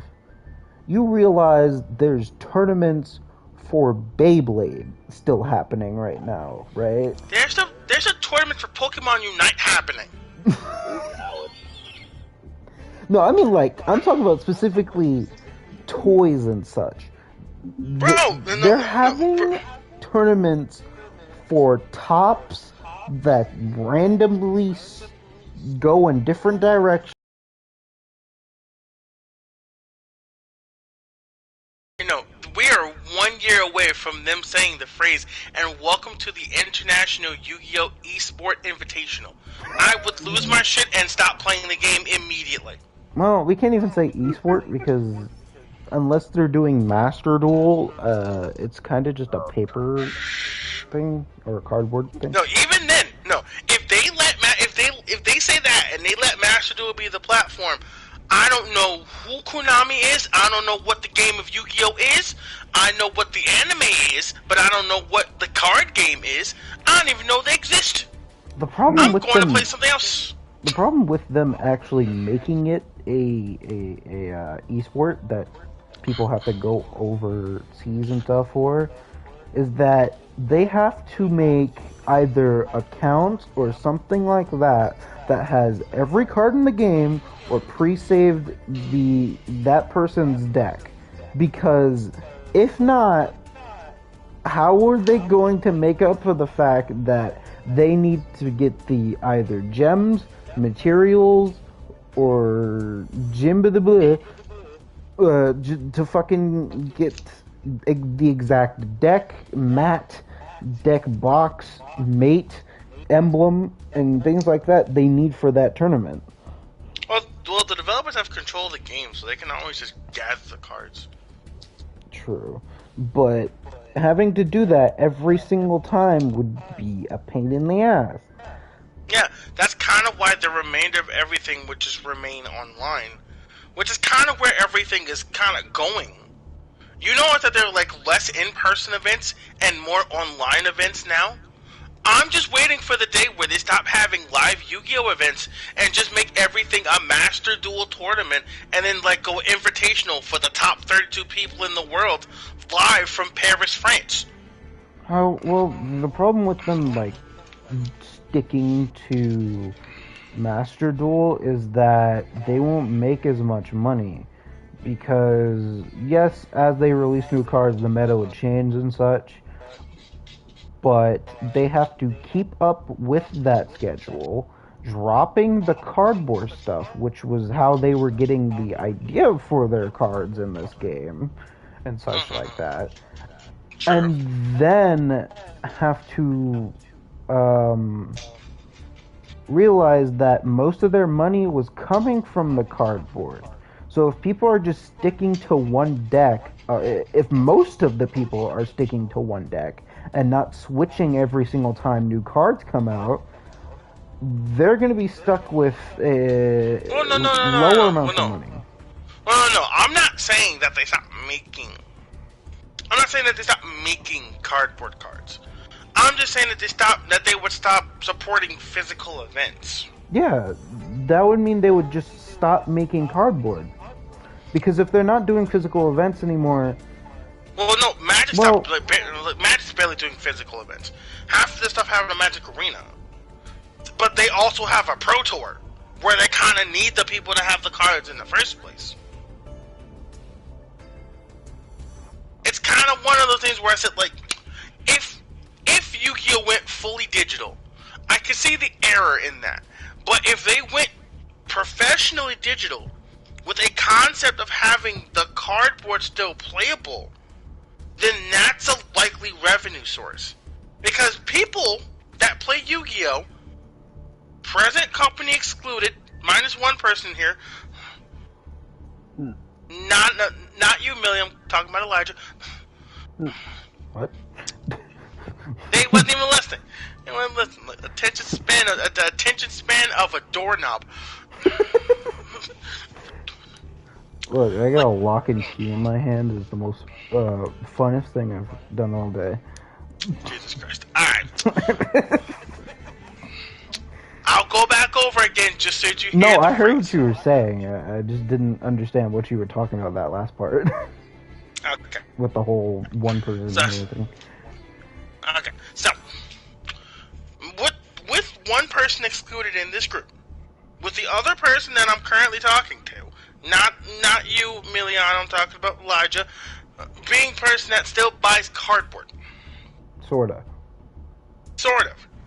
Now, mind you, you are one out of, I guess, we'll call it like maybe like some million, we'll rough it out and say maybe 450,000 people that still play the card game actively, whether it be casual or competition based. We'll say that. Mm-hmm. And that's being like fairly realistic, because it could be lower. Those people already understand that the concept of Yu-Gi-Oh, or that the game of Yu-Gi-Oh itself, is constantly fluctuating based on the cards that come out. Eventually they're going to run out of ideas. We know that. I think they but we already have. But that's besides the point. Could be.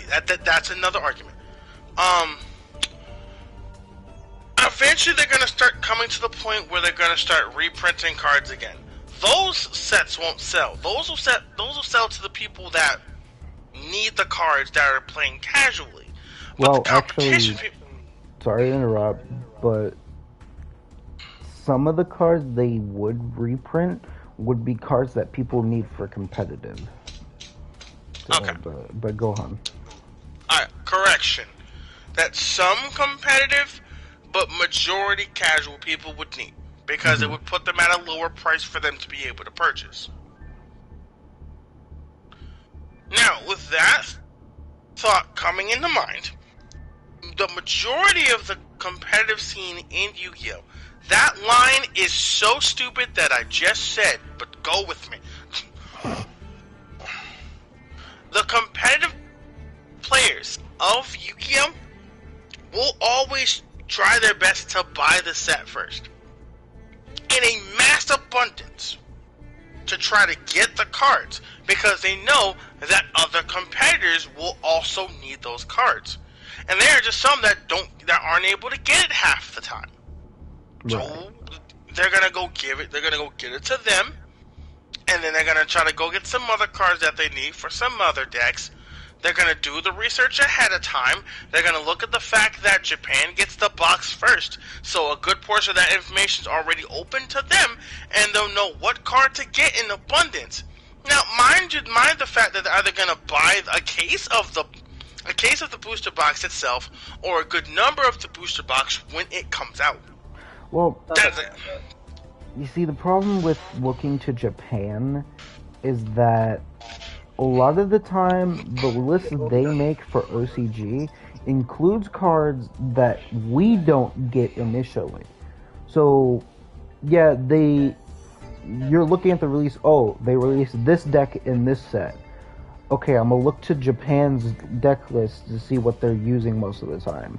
You look in that deck list, you see maybe one or two cards in there that every deck list seems to have, and you're like, okay, take note of that card, but then once you look into the set list, you only see one of those cards in that set list.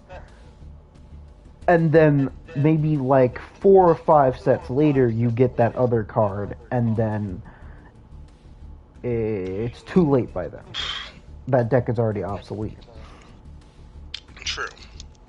So, but that in turn wouldn't stop them from buying it, though. Yeah, it wouldn't stop them from buying those cards, but when you're making decks, or when you're basing your opinions on decks for what you're gonna play for like competitive events, you can't even look at what people in Japan are using because A, their ban list is different, and B, they get the cards we don't get half the time. True. Just like with God damn it, what was the name of the deck? One of the new decks that got released with the Centurion and the other one. Editors know Elijah actually does play the game. There is one card in the deck one of the decks I picked for that box that has yet to be announced to be released. And it is because the whole deck is like retrans, so it is. I think it's called like Attic Ghost or something. That Karibo lookalike. Oh and shit! It had yet to be released. Right. Hey, Chris. No. Hey. And it was annoying because I needed that card. Hey, Chris. Welcome into the conversation. We've gotten into the portion of the podcast where we start talking about esports, and no, it's not necessarily potpourri. It's actually a directed conversation that led us to this specific conversation. So you can say that the conversation led to what we're talking about right now, which will then lead back, possibly. Oh, wait, hold on. Let me see if I am available to go ahead and talk via stream before anything. There you go. So, when it comes to the Japanese people and shit like that who move to our states just to try and compete in our like tournaments and such, I kind of feel bad for them because they're participating in a like very bad version of the game they have over there because we're missing cards and such. Elijah's don't sugarcoat it. You can say the correct phrase. A failing ecosystem. You can say that. Of a shitty version of the game they have over there in OCG, because they get all the cards that they need. We get all the cards that are very minimalistic most of the time, and so now it always leads to decks not being complete or them being unfinished until maybe 5 or 10 years afterwards. Like with the Earthbound Immortal cards that were supposed to come out. Well, Earthbound cards in general. But. I'm gonna mute 1 second. I'll be right back. Alright. But with the Earthbound cards that were supposed to come out, like the Fusion, that whole deck with the Fusion and Synchro thing, I'm assuming we didn't get the rest of them.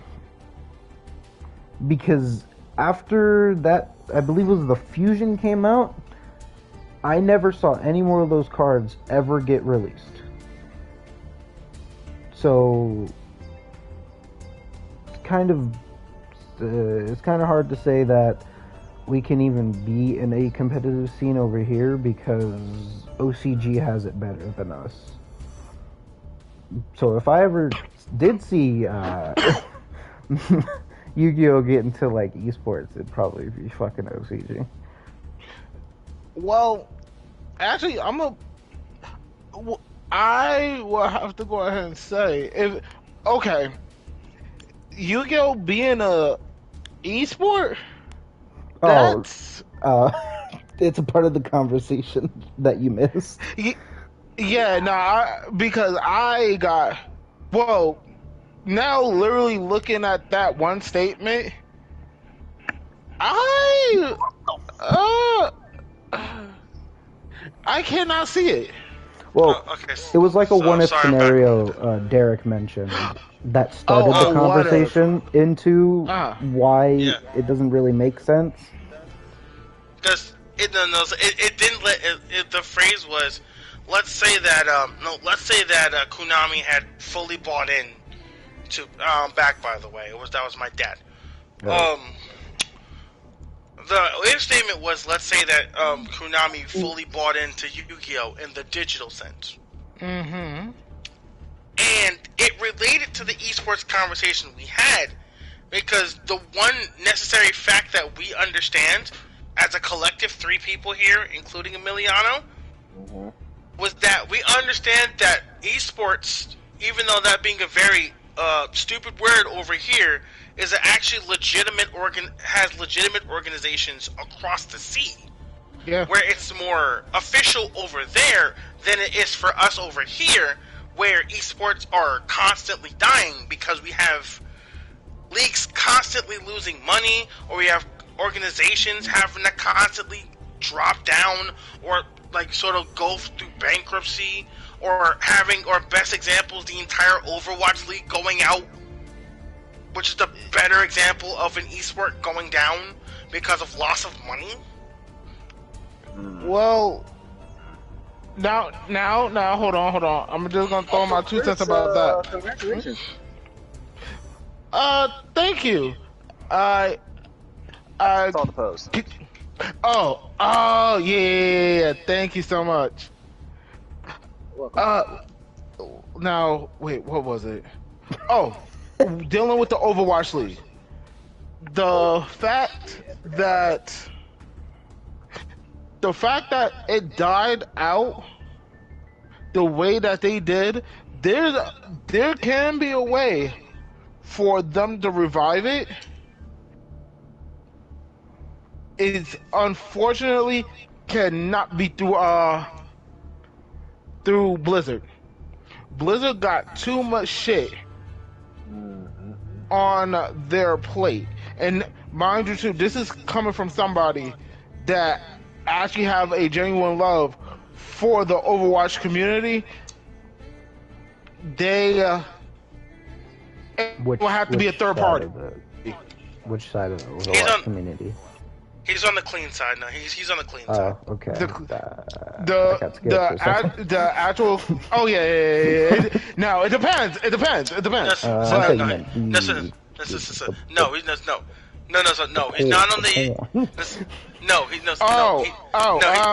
He's not on the source filmmaker side of it. He's on the playing side of it. Actually, it's made in Blender.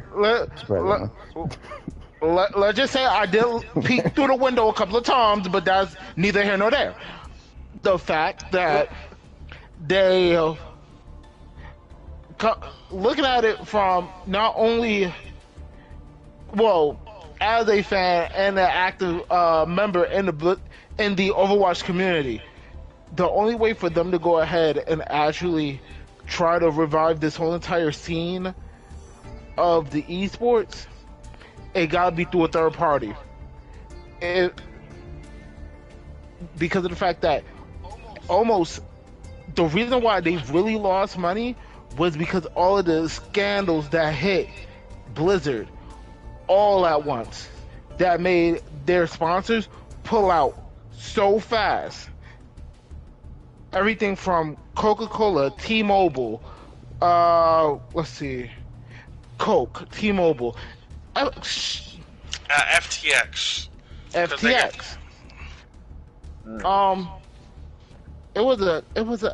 It was another major one that was doing it too. That would be one. Pornhub. The second, listen, they did. Wait, no. It wasn't Overwatch. It was League. They actually had a esports scene for that. But oh my god. No. It wasn't Pornhub. It was Brazil. Brazzers. It was YouPorn. You know. Oh. They actually they had Hub and X videos and no, they didn't have one. Only YouPorn had one, and that was an admitted actual esports team. Right. Oh,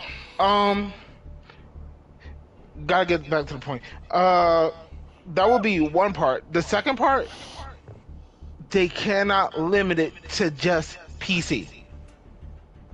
If you have a PC, what's the word I'm looking for? If you had a PC bracket, I guess you could go ahead and say, or a PC part of the esport and the console version of the esport, you could be able to maximize it. Isn't that game crossplay? Yes, that's the crazier part about it. For the game for it to be crossplay throughout the whole entire world, you just literally cut off what 75% of your whole entire fam. I want to say 75% of your community, of your competitive scene. I'll say 60%. Actually, yeah. No, 60% of competitive. No, you eliminated 60% of your watching audience. That's different. You eliminated 60% of your watching audience. Because the majority of people that do play a game, if it's not only on PC, may have it on console. May. That doesn't necessarily confirm that they have it on console, but may play it on console. Because the majority of Overwatch people have played it on PC before it was available on PlayStation. Look. Okay, that's fair. I really can't take, most of the competitive games like Street Fighter 6 or Fortnite or all of those competitive games with the female stuff in it and such like that seriously, or just any game in general that gets seen as competitive. I can't take it seriously anymore, when it comes to PC being the competitive side, because of the fact that once it enters the PC side, you see shit like the one post I saw on Twitter that had someone getting a victory royale with a modded skin that was just, I don't know what skin it was, but it was completely naked. Oh shit.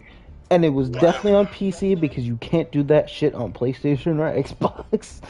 I can't take it seriously anymore, especially with that whole other thing that happened with the Street Fighter 6 tournament that one day when the guy left on those lewd mods. Oh yeah, no, yeah. I really can't take it seriously anymore. Oh yeah, when the guy left on the Chun-Li mod. I can't take that stuff seriously anymore. So whenever you say competitive PC, things like that, or that stuff in the same sentence, I can't help but laugh, because it doesn't make sense how that's the competitive side. Well, no. Okay, well, I'll be fair. It's because when you're paid money, you get rules that you kind of can't do. So half the time when you're doing stuff for content's sake, because you don't make enough money to be an esports player, you have to also be a content creator alongside being an esports player, because that's where the rest of your money's coming from. So if being a crazy. No, so if being a voice actor, you would think the majority of your money is from being a voice actor, but a lot of them start streaming now because it gives them extra revenue on the side. But at the same time, I can't really say the phrase that that console has a competitive side when the game isn't dictated towards the console side. It was put there. It was ported to the console side so more people can play it. It's PC dominant because that's where the majority of the player base lies. Whoa. And that's where most of the players are coming from.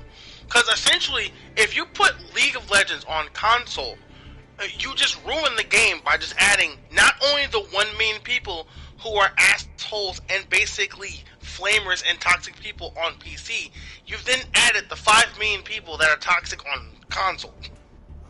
The problem with a lot of the I wouldn't say problem, but the side note to everything you just mentioned, with the whole they require you to also be a content creator, that's not stopping that person from doing a few naughty things on the side without the cameras on. Or at least with the main camera on. No, hey, I didn't say that, and I didn't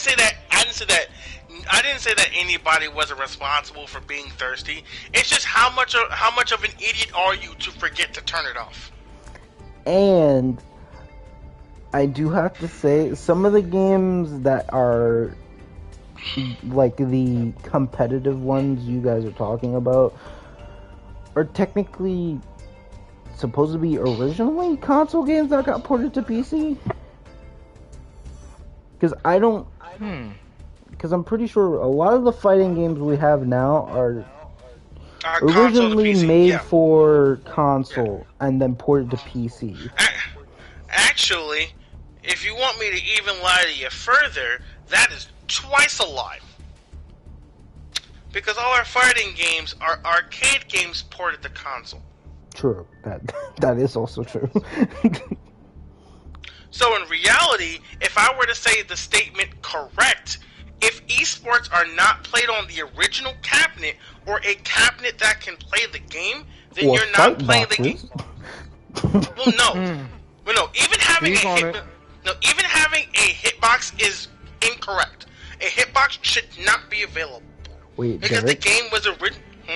I just also want you to realize those arcade things also have computers in it. I know. I know, right? I know, right? But you didn't know. But hey, don't ruin the point here. Mind you, this is what I'm telling you. You have to be there to hack the thing. You can't just hack it from a remote computer at your house. That is a literal plugged-in object that has its own set of wires and data inside. You have to go to it and then hack it. But what I'm saying is, in reality, if you're not playing the fighting game on the intended arcade machine, because there are 0 live machines of those that exist anymore. If you could find an original Tekken 5 machine, you now have to find some 2,500 machines for an official tournament. Anywhere and everywhere. If it's going to be a professionally run event, there is no you can plug in a controller. You are playing with the original analog hardware. Get over it or shut the fuck up. Or you also have to find people who can port the current games onto arcades. Like Street Fighter 6 or Mortal Kombat 1. Well, no. Mortal Kombat 6 did have an arcade machine. It's over in Japan. Mortal Kombat 1 is a console game. I know, but we're speaking of the tournament sticking to the original hardware. No. So they would have to find someone who can port that type of stuff onto. Oh, no. Mortal Kombat 1 is a console game through and through. I'm not going to lie about that. It's a console game through and through. That'd be the one game that has to be a console game straight up. Street Fighter 6 is a console game, so it's a console game straight up. I'm not going to lie on those two. Those two are console games. For as lackluster as Street Fighter 6 is, and for as Mortal Kombat-y as Mortal Kombat 1 is, they are console games. But all the older games that we consider competitive, your Street Fighter 3 Third Strikes, your Super Street Fighter 2 Turbos, your King of Fighter 13s, your King of Fighter 14s, your King of Fighters 2002s, your Melty Blood Actress Agains, your Hino Kakera's, your Guilty Gear Exert, your Guilty Gear Exert Sign 2, your Calamity Trigger. Well, that's not competitive. People just play that because they want to experience the original BlazBlue. Oh wait, you were talking about competitive. Yeah. The games that have the games that have competitive scenes, you would have to tell them, hey, your thing is illegitimate. I want you to go find 30 of the original arcade machines and then go tell those 60 people to start go playing on those machines. And you gotta run the technology for them, and you gotta run the electricity for them, Plus, arcade machines are super old, so you have to get them repaired consistently. Plus, the boards are sometimes half broken, so you have to replace the buttons, so then the buttons become non-official because now the board's still official, but the buttons aren't. I'm sure Japan could do it. I'm sure, but it would take some minute. Because, But what I'm saying they is started off on Fight Board. True, Fight Board, but technically Sega's also an arcade system maker. exactly. They are actual arcade system maker.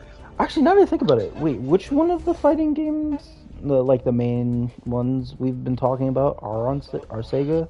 It's Tekken, right? It's Virtua Fighter 5. But that's not even that has its own community. Tekken is Bandai Namco.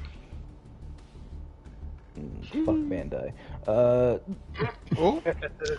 Welcome. Welcome to the club. I still play Gundam regardless. Because I still play fucking I still Gundam too. I still watch the damn show, so I do what I want. I stay on the UC timeline. I don't watch C. Oh. Because I don't know why, but the only one I remember was Gundam Wing. That was the only one I can actually think of at the top of my head. it's fine. You have like the Wing timeline, the C timeline. I was it's weird. To Wing, that's why. And it's fine. Their timelines on their own, but they dissect after a certain point. I don't want to have to explain it. Because that would have to be me going back over the chart, and I don't want to go back over the chart. And that would take forever. Yeah, it's like us going through the Yu-Gi-Oh chart. I don't want to go through the Yu-Gi-Oh chart. I don't. Oh, we ain't gonna have that conversation. And manga. Okay, Chris, let's get through this, then we can try it. Okay. Oh no, I was just joking. I don't even want to go ahead and go through that either. Oh, I gladly go over it. Okay. Oh no. Okay, let's get through this topic, because this is at least a good topic we've talked about for a minute. Because it's at least something we all have a good feeling on. Now also too. Can I finish the My. Can I finish the point? I'm sorry. Something just popped up in my head. By all means, go ahead and go. No, go ahead, Chris. Go ahead. It's in your head. Go ahead. So, if we're talking about esports altogether, right? Between the fighting game community, the mobile community. Let's see. By the way, fuck the FGC. That's on quote. Hello. Chris, you don't count. You have a job. FGC? Yeah. I mean, FGC counts as fighting game community. It's the people that. No, that will go to bat for fighting. No, that will go to bat for fighting games. I won't. No. I play fighting games. I know when bullshit happens, but the FGC will keep buying shit and then complain about it. I won't buy shit and play something else because I have money to buy anything else. But that's no offense to you or Ricky or any of our friends that play fighting games, and especially not Vaughn, because Vaughn's cool. Vaughn's definitely cool. Armand's cool too, but he plays other shit, so he's fine. But actually, yeah, you gotta finish your point. Yep, nope. By all means, yeah. I don't think I have a point to go ahead and finish. Go ahead, Chris. I'm sorry. You had something. No, you said honestly, it was FGC and mobile community, and you were saying one. Right, because it seemed like we're touching the topics on like a general census, but not going downwards. Yeah, but not like going down each. Okay. One, so, as far as I know of. Okay, we'll go down every fighting game possible. The 3 or 4 that are still in rotation. Street Fighter 6, they're clowning Capcom Cup. They're not even doing it right. According to what players are saying, Capcom Cup is terrible. For the majority of things that are already online and the 3 offlines that they already did, some people that were supposed to have already qualified only just got qualified by Capcom's dumb system. AKA, they don't know what the fuck they're doing because they're trying something that's virtualistically impossible. And you have $2 million on the line on a live event? That's why I said fuck the FGC for believing in that. Let's go to MOBAs now. Mm. Because if I have to talk about Mortal Kombat, no one really cares about Mortal Kombat. Just play Mortal Kombat. Tekken? No, Tekken. They're still playing Tekken 7. They'll be fun. Well, until 8 comes out. They're But then playing again, Tekken. too, They're playing Tekken 7. They'll be fine.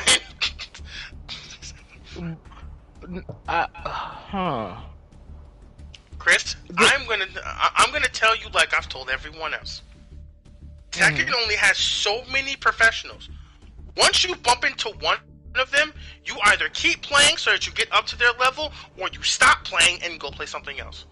You don't know how intense Tekken is until you've bumped into a person that had 1,000 hours on the beta. I mean, yeah, true. Or has 1,000 hours on the demo. Which is kind of ridiculous. But they would do but it. Also, canon. They would do it. They would put 1,000 hours on the demo to learn about the in and outs of 4 characters so they know how to beat them. Guaranteed. Right. Now, if we had to go down to the last one, Guilty Gear Strive. It's a dead game. They just keep releasing characters because they're all old. Sounds like Soul Calibur. And I love Soul Calibur. Soul Calibur's dead in its own way. Dead in its own way. Soul Calibur became niche. Soul Calibur's dead in its own way. It's dead because the game feels naturally unbalanced. Because, you know, you're fighting with weapons. And it's a 3-button game. Man, I liked Soul Calibur 5. Wow, that's a statement. Just play Peter with a dick.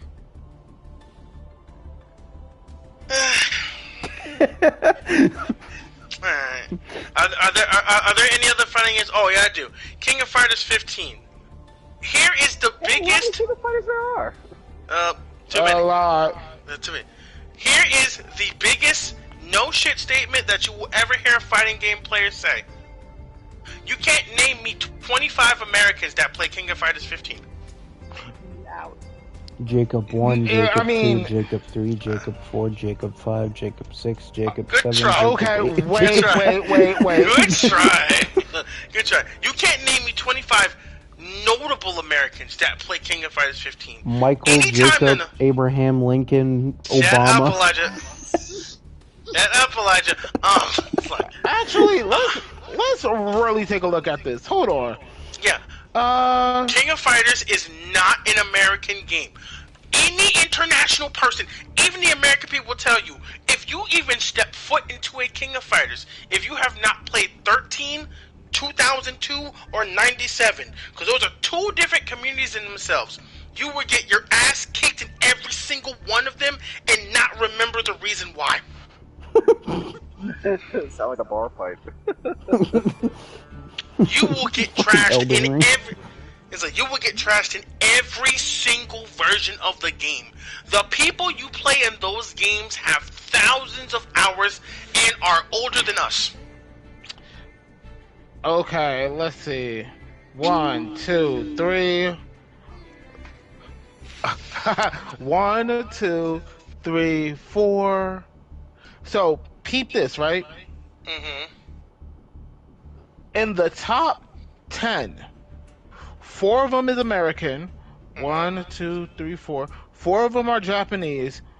1's from South Korea, and 1 is from the Dominican Republic. Okay, so... Wait a minute. Hold on. I'm reading this wrong. Hold on. Which... Oh! Okay. Out of the top 10 esports fighters with, I would say, known fighters. Mm-hmm. Only one of them is, only one of them, 2 of them plays King of Fighters. One of them is American. Okay. Now, Do anybody want to take a guess of who it is? it's Punk, isn't it? No. Who is it? Punk is known. Oh, I'm sorry. I'm reading this wrong once again. 1, 2. three, 4. Oh wait, do all of y'all play King of Fighters? Oh no. All right, retract that statement. Go with the first one. All right. Now, The who top- are those 4 Americans? And I can tell you if they do play King of Fighters. Idom, Street Fighter player. Continue. but he is listed under King of Fighters too. Street Fighter player. Continue. Knuckle Do, Street Fighter player. Continue. Punk. Street Fighter player. Continue. Wrong. If we're going with that, he's actually labeled under Mortal Kombat. Okay, you're technically right. So, even worse, he doesn't even play in the same genre. Next. Wait, so then that kind of negates my first thought then. Are you going to group up with all of the games that they played, or the ones that they are known for? The one they're known for. Because IDOM only won in Street Fighter. You never hear about IDOM winning in King of Fighters. Since when? Yeah, it's listed.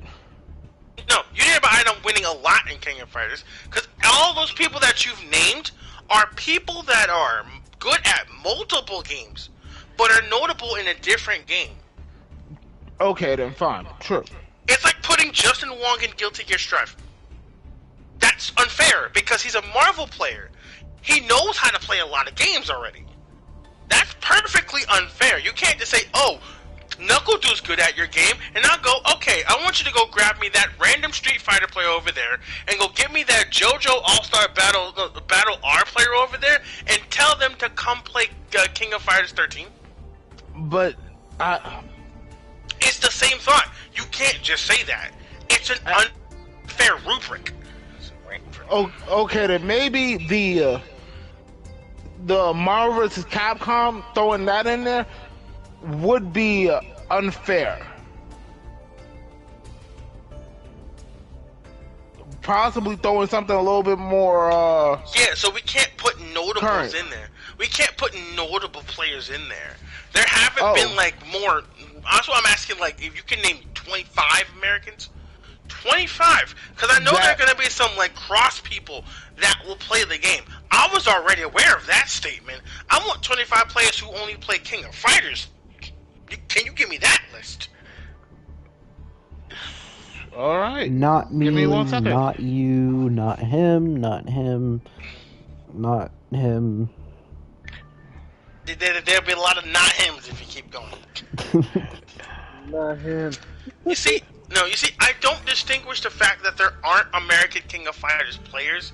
It's that in the most dominant, we may have Americans that are in there, but they're already dominant in something else.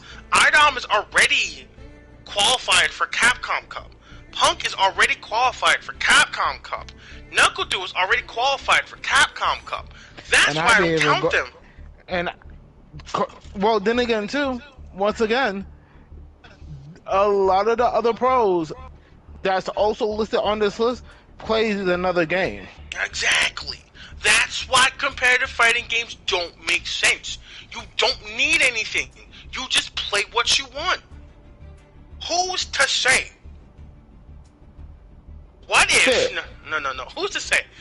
What if all of them picked up Brawlhalla tomorrow, and they all became so good at the game they beat everyone else? Now all of a sudden Brawlhalla just becomes a list of the fighting games that almost everyone plays. Okay. By the way, I sit on that fence that platform fighters are fighting games because of the genre, because the genre they fit. Not Smash Brothers. I know Smash Brothers is in that genre somewhere. It's just the biggest of it, but I consider platformers as a variant of fighting games that are still party games. I mean, in definition of a fighting game, you got two people throwing hands, but in platform fighters, you have up to 4 people throwing hands to toss them into hell. True. It's still pretty similar. True, but also in fighting game tournaments, did you know that they play Windjammers too? That's not a fighting game.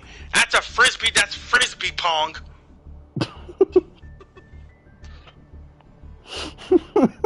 So I want to hear no damn excuse. It's like oh, Smash Bros. Is not a fighting game, then I want you to explain Windjammers 2 and why you played it at Combo Breaker. Answer me that question. Okay, if this is supposed to be a fighting game. First of all, it was fucking Defend the North, thank you very much. It doesn't help. Go ahead. It is. It's because I'm passionate about it. I apologize. Nah, it's okay.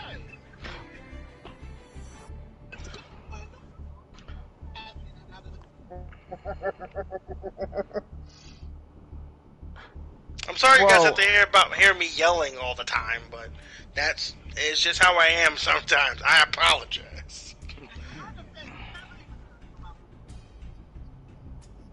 Same. Because knowledge is power. Because Chris, you know what? You have a whole 10 seconds to explain to me where Windjammers fits in, but you can't fit in Skullgirls, them fighting her. You couldn't even. Okay, Pocket Bravery didn't exist, but you couldn't find some indie fighting game that had a lot of people playing in it. You couldn't get in that Fate game that came out on PlayStation 2. You can't fit in Fist of the North Star that has like that competitive community of people that knows Infinite. You can't fit in those guys. You can't fit in Mugen? Or Elijah, hold on. Elijah, hold on. Elijah, hold on. Elijah, technically, there was a Mugen tournament actually. Don't be surprised. There was. Yes, and it was clean. It was clean. It was clean. Slime was not a part of it. Kodomaru was not a part of it. If anybody decide to go ahead and look this up, I think we're thinking about two different Mugens here. Oh no! We're talking about Mugen the fighting engine. Yes. Yeah, I know what he's talking about, but I'm not talking about hentai Mugen. I'm not talking about the one with rape. I'm talking about normal one where you see Saint Seiya beating the shit out of Ichigo. Yeah, the reason why I brought that up, I meant that as a joke. You meant it as a joke. Wow, that's hurt. Oh Lord, Uh-oh. Okay, Elijah, now look, we don't open up all thank you. So, going back to this list, right? Okay, Chris, I'll give... No, Chris, I'll give a quick sum up. Mugen, just like Source Filmmaker and Miku Miku Dance, has become an animation platform for that kind of entertainment. And Blender. But it's I'm just pretty sure more Blender's used more than Source Filmmaker. Now it is. But Mugen has become a mini engine for having that kind of entertainment because you could do it with 16 models. And it's not rare to find it. You just have to kind of go down the list a bit, and then you'll catch a couple. But back to the topic at hand. Okay, Derek, I got your list. Good. So, we're talking about competitive FGC players that play King of Fighters and nothing else that's American. Gotcha. Okay, give me 1 second. Yeah, you're fine. See, we're going to, and I had to go ahead and refine this whole entire list. Mm-hmm. I got 100 players from the U.S. that plays competitive. 15? That's on this list. 15, or were they previous? Or were they games previous? All current King of Fighters. So this is every. This is just who's a part of it. Okay. So I stand corrected. There are at least 25 people that do play King of Fighters. However, there's more than 25. I said at least 25 players that play King of Fighters. I will now and reinforce the point that King of Fighters is more popular internationally because of how it was available. We may have had it, but it was more popular internationally because it was all they've had for so long. it was easier for other countries to get King of Fighters cassettes for the arcade machines, because it was easy swap outs. Oh, 98 came out, swap out 97, now you put on 98. Oh, 99 came out, 98 goes out, 99 goes in. It's more popular internationally. Shut the fuck up! Wow, Elijah. God damn it. People in these cars. Oh, you're talking about the car? Surprised you didn't hear it. It's so fucking loud. We only heard the tail end of it. So it was easy. Like, those cartridges were easily swapped out. But now that I guess because it's easily ported to consoles now and more widely available, I guess I did misread and assume that there were less Americans that wanted to play it. But I will say I was wrong and say that there are now Americans playing the game. That's good. However, we are underclassed compared to international play. Because they've played it for so long, that experience of play has to come from a different game just for them to get equal.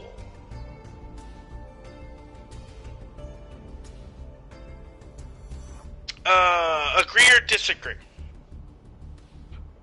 I'm sorry. One more time. I said we lose to international players because they have all that experience.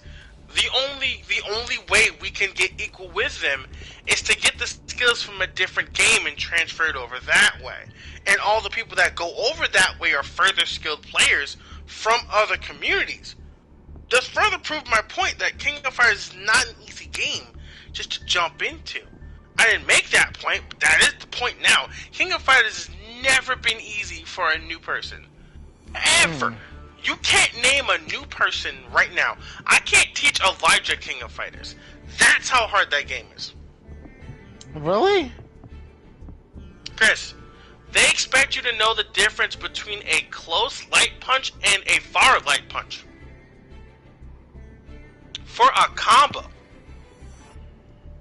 Huh. They expect you to. You mean they expect you to know how stuff and Under Night, basically. A little bit, but do that for every character, even the half circle characters, even the grappler characters, even the charge characters where you have to hold buttons for frames. Ew, charge characters. Ah, shit! It's a thorn barrier. It's not that King of Fighters. I should have clarified anymore because I'll put myself on the wrong here. It's not that King of Fighters is not widely available. It's that King of Fighters is so difficult that you need to dedicate time to it to be good. That's why I quantitated to say so little people want to play it, because King of Fighters is actually, by definition, in my own opinion, the hardest fighting game to exist, because it tests you as a fighting game player. Period. They don't hold your hand. Post a tutorial. You learning combos that day. You thought Street Fighter was hard to get over in 6? Try King of Fighters 15. You may have auto combos, but now people out here doing 30-hit combos because it's optimal. That's basically how Calamity Trigger was. No tutorial, no nothing. You're just in the game. You gonna learn today? That's what they say. That's kind of just what King of Fighters is. It is such a difficult game. I'm not even going to use the phrase, I can't learn how to do it. No, I struggle to understand King of Fighters combos. I can only get like the minorest amount of damage from practicing one combo for 30 minutes. And I barely remember it now. And that's for one character. And they play in 3-3 format. They play like 3 versus 3 format. Alright, good luck. Good luck. None of the games are free, unfortunately. Good luck, man. Plus, the second you buy the game, you'll be like missing half the roster. So good luck. What? Oh yeah. Oh yeah, there was 3 teams. 3 teams came out in DLC. That's 9 characters. Then you had 5 other people come out, and now they're releasing more people later. There you go. The fuck is this, a Grand Blue situation? No, that's just fighting game. That's fighting games post 2021. Thus, you've always heard me and Daniel say the phrase, "I'll wait until the game gets discounted or it's free to play on PlayStation Plus."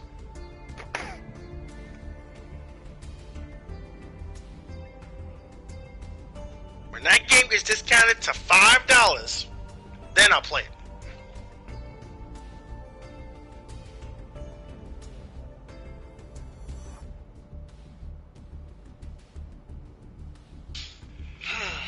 But besides that, this is why we said esports isn't really a dominating figure.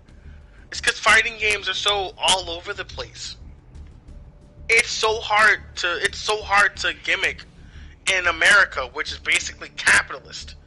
You want to be able to make the most out of everything. Yet esports is so volatile in the American market because you don't know how much money you can throw at it. American marketing is like in the tens of millions of dollars half the time. So you're going to throw tens of millions of dollars to advertise your team who will probably get eliminated in the 5th round by a team from Korea?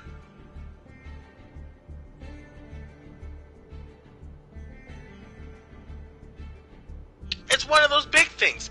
Not to mention the fact that every time you start a team, it's not just a team. It's a merchandise company. So if no one buys those jerseys because your team sucks, well, look at all that money you lost out on now. Now those jerseys go down to like $25 or basically get thrown at a goddamn Dollar General to go hang out for the rest of their life. And now you gotta wonder why there's an esports jersey in a bargain bin. Or you could donate them to to charities. You could. But they gonna see a bunch of homeless. Have a bunch of cancer patients wearing your jersey. Oh yeah, it was like, yeah, we suck. It was like, yeah, we suck so bad they donated our jerseys to cancer children. Don't worry, they won't have it on long. Oh my god. See, that's just Elijah being edgy. I don't know why he does that. That's Elijah being edgy. Yep, that's the cancer.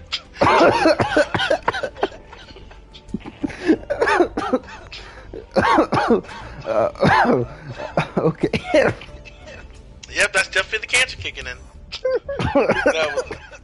That was that karmic cancer over there. Alright. So basically, TLDR for anyone who was watching in the chat that whole time. Esports don't work in America. Go across the sea to go do it. You'll probably have a better chance playing it over there. But when you're in America, learn the sport, and they'll probably pay you some $100,000 to probably get your arm broken. I mean, you're not wrong. Millie, for as much as we would want to be paid to play games, none of us are interesting. Alright, minus you, because you actually are interesting, Millie. And Chris, he's actually interesting. And Danny on certain days of the week. What's happening? It's saying that Chris, Emiliano, and Danny are interesting on days of the week. You and I are only interesting when we argue about things that either do matter or don't matter, and then just get mad about it. Oh, man. So, esports is not good in America, and that's just how it's gonna be until someone figures out the magic formula to make money on esports. Which is not likely because people are too lazy to do anything. If you're too lazy to parent a 1-year-old, you're not gonna have enough gumption to remember to play your dailies in Apex Legends. Huh?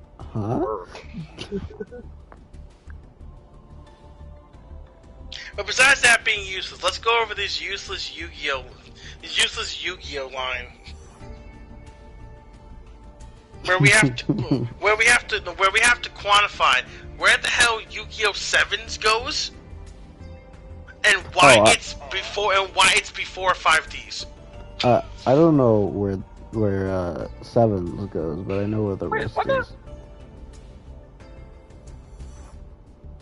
So we're gonna begin with the animes. So first of all. No, you have to count Season 0. Season 0 happened before the card game happened. That's what I was gonna mention. Season 0 has an anime. Yeah, it does. Season 0 has an anime. But yeah, it begins with Season 0, Yu-Gi unlocks the bullshit, and then after Season 0, you get into the multitude of seasons for Yu-Gi-Oh! AKA Season 1, AKA Mass Murder. AKA Mass Murder. That has like 5 filler seasons, but that's besides the point. I don't know. It was just there where you met the Pharaoh, and you probably thought the Pharaoh was going to kill you just by being friends with him. Next, we go to the official ending of the anime one, where Kaiba and all of the others are there, and little Yugi beats the shit out of bigger Yugi because why not? And then he's able to go to the afterlife for some reason. Yeah. Then, Duel Fate or whatever. Then what? No. So then after that, that's what Dark Side Dimensions pops in. No. I'll get to Dark Side of Dimension later, but that's a different plot point. Over this new crap, to be honest. Next, we go to GX. GX was. You could tell it's like maybe GX was corny. Stop it. GX was corny. Maybe Stop a few years after Yugi maybe got out of high school or something like that. Yeah, Yugi should be in high school. At the beginning, you see like a adult Yugi. Or do you mean Jade's in high school? No, I said Yugi got out of high school like a few years he graduated. Okay. Years, so after he got out of high school. So post third year. And then after all the bullshit that happens in GX, the official the ending for GX in English dub happens at like I think like after Yubel arc. But if we're going by the actual ending, the actual ending. It's after the Yubel arc. Let's go. The actual ending happens when Jaden gets sent back in time to fight Little Yugi and Yami Yugi, where for some reason he attacks Lifer head on when it has like 7,000 attack with Neos, but that's besides the point. And then at the end he realizes dueling is only should be for fun and not for murdering people. Then we move on to 5Ds. Where I'm going to disagree now. I'm going to disagree with you that 5Ds is at the end of the series. The very end of the series. No. Yes, it is at the very end. No, it's not. Yes, it is. No. It's at the very end of the series. No. Because that's when dueling is dead. And it just becomes synchro. No. No. No. Continue, I'm listening. Alright, Continue, so I'm listening. we move on to 5Ds, where we go to Yusei, who knows how many years afterwards of, actually, like 3,000 something? No, because it's a fair amount of years afterwards, because, if you were to actually pay attention to, I believe it's either season 0 or the first-ish season of Yu-Gi-Oh, the original series, you see the Trudge, the officer guy, Yeah. Officer Trudge. You see, Yeah, he you becomes see a- that Officer Trudge is just the Trudge from that thing. That's why I don't agree that Yu-Gi-Oh 5Ds is at the end, because that means Trudge wouldn't be there. Because Trudge is that bully that You don't have to explain. We all know about season 0. We all know yeah, season 0. that one bully. So all that bullshit happens. Yusei the becomes boy that God, basically. His ability to go to Super He Saiyan. doesn't become God until later. He becomes God at the end of the series. He becomes After losing Stardust Dragon, and then just getting back Junk Warrior. Alright? he unlocks the ability to go Super Saiyan. Then at the end of at some point in the middle, somewhat of, I'd say 5Ds, you have Are you calling your- are you calling Crimson Dragon mode Super Saiyan? no, the golden thing where he goes Excel over Tinker. Oh, okay. You sure there is an XC? Because I think they did the exact same thing. No, I thought he only gained mean, Crimson Jackson, Dragon. I thought he only gained Crimson Dragon mode after summoning Quasar, because he sunk for like that. What's not even considered the boss monster of the 5Ds, aka He got giant fucking Crimson Stardust. Dragon. He got that Crimson Dragon thing like multiple times. He got it when he got the fucking Shooting Star Dragon. Not Shooting Star, Majestic Star Dragon. He got it fucking during. He got it multiple times, alright? Majestic Star Dragon. What a cop out! That's not even a good card. No, it's That's not. not even a good card. Alright, but at some point during like the middle or like near the end, most likely near the end when they're doing like the tag arc, or like the speed duel tournament arc. The 3-man team arc. Yeah. Mm-hmm. At some point during like either beginning or the middle of that, you have your we know it's facing Team Ragnarok. Yeah. the fuck, what was the name of the movie where Yusei goes back in time? Dark Side. That's Bonds Beyond Destiny. Yeah, that movie takes place because it wouldn't make sense that it's after, because Jack the whole team is still together, which wouldn't make sense because at the end of 5Ds technically they all I split would up. too. No. So, I would too because the keys is still there. yeah. So in the middle, so at some point during the middle, when they are a team, Yusei goes back in time after the Paradox threatens. Editor's note. Literal Team 5Ds. Literal Team 5Ds. Literal team.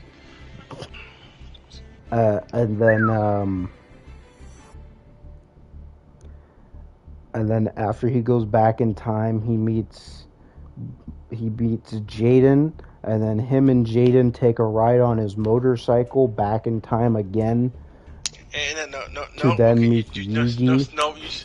No, you said it wrong. The best Yu-Gi-Oh character met the worst Yu-Gi-Oh character and rode a motorcycle to meet the grandpa. Sure. So they meet Yugi, and then the three have a 3v1 against Paradox, where at the end they pull some bullshit and he gets back Stardust Dragon and they do a triple attack at Paradox. Using Dark Magician of Neo's goddamn Stardust. Yep. And then we go back to the main 5D series where we finish off where Jack Atlas gets beat by a lowly junk warrior. He's beat by a lowly junk warrior. And that's why Junk Warrior is the best card in the goddamn game. It To him, finished was a like series. condition. And Yeah. now we go on to Zexel. Zexal was actually, I ain't gonna cap, that's about literally one of my favorite seasons of Yu-Gi-Oh! That's One of my cap.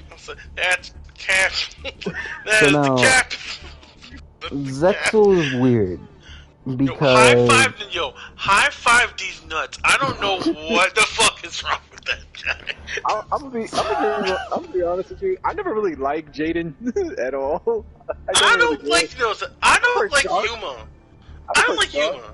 Yuma's so fucking annoying. Yo, He's Yuma, annoying. He's annoying. This man needs to.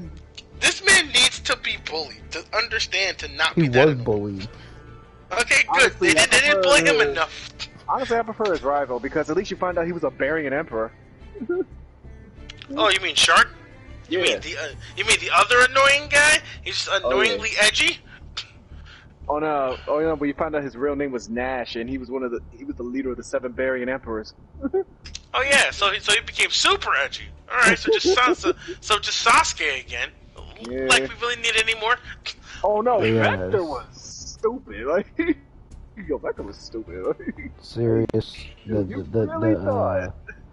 you really thought you get boxed with an entity and think you're gonna come out unscathed? Like, get out of here.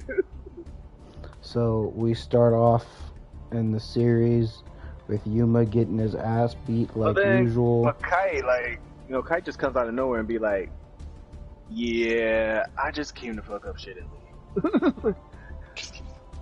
And then we go to the middle of the series where Yuma suddenly becomes the a Saiyan, where you can go Super Saiyan 1, 2.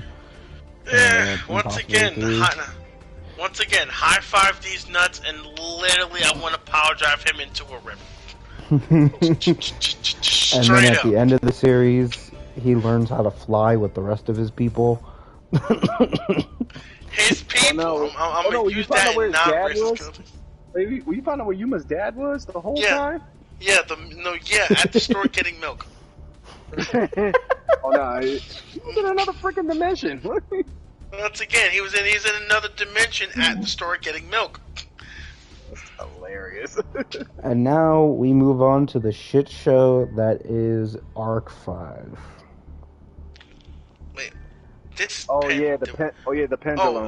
This pendulum. Saga. Oh yeah, this fucker. I don't know. I don't like him either.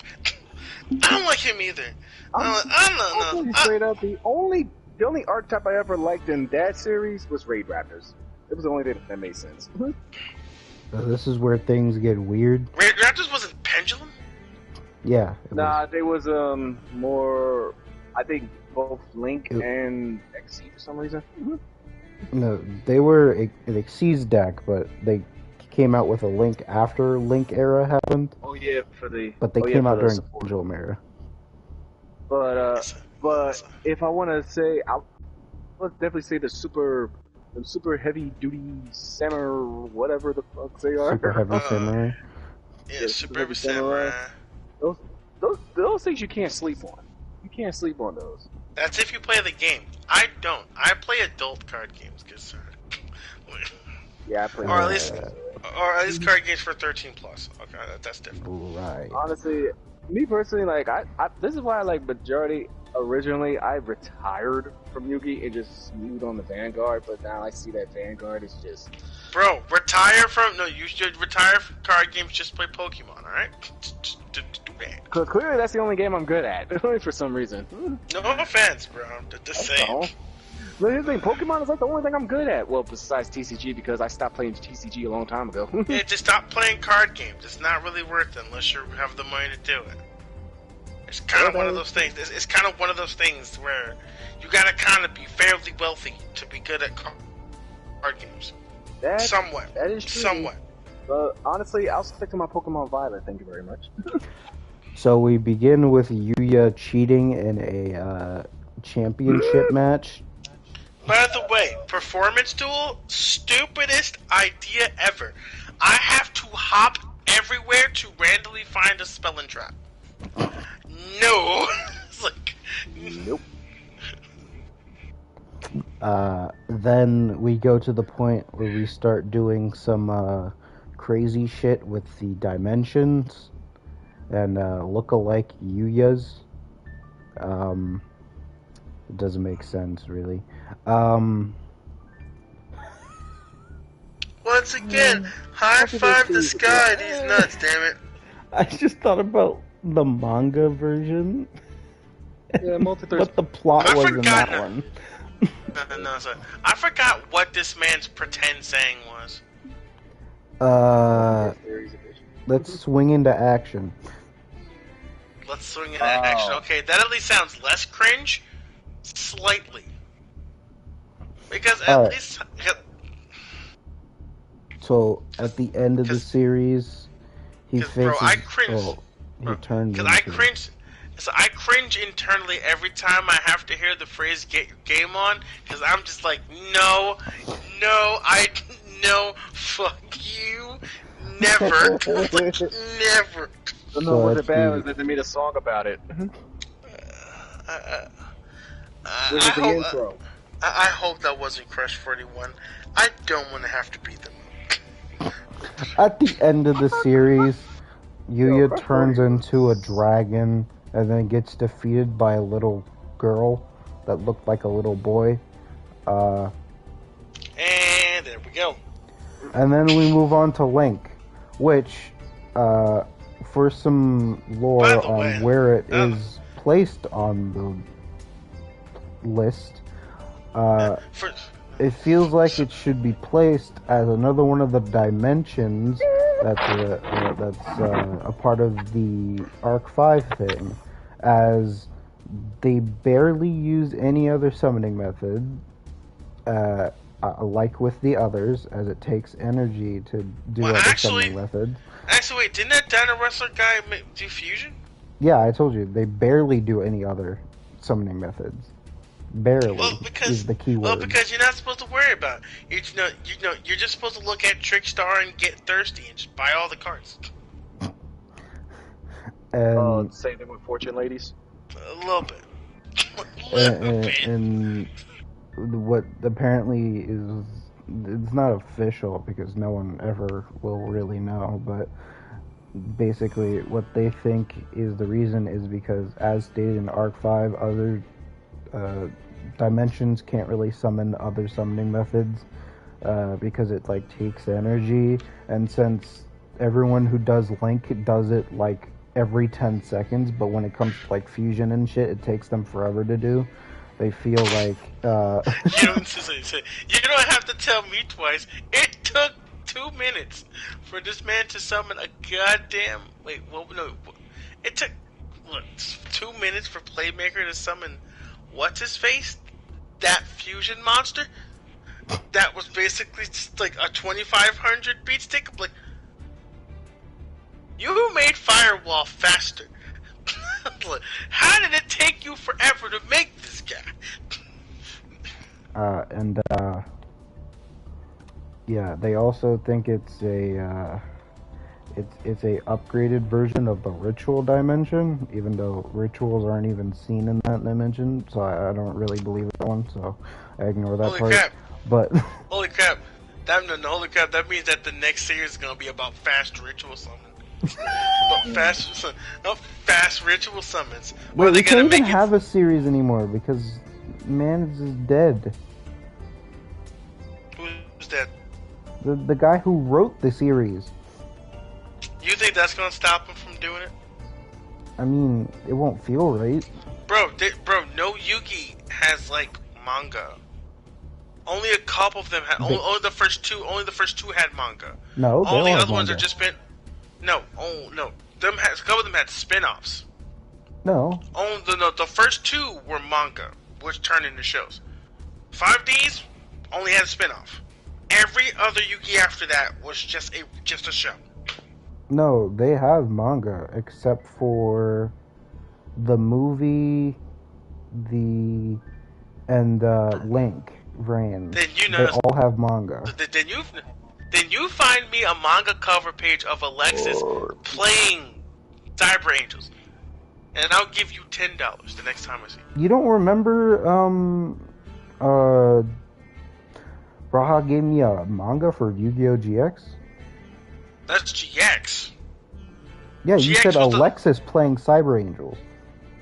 Oh, you're right. Not that one.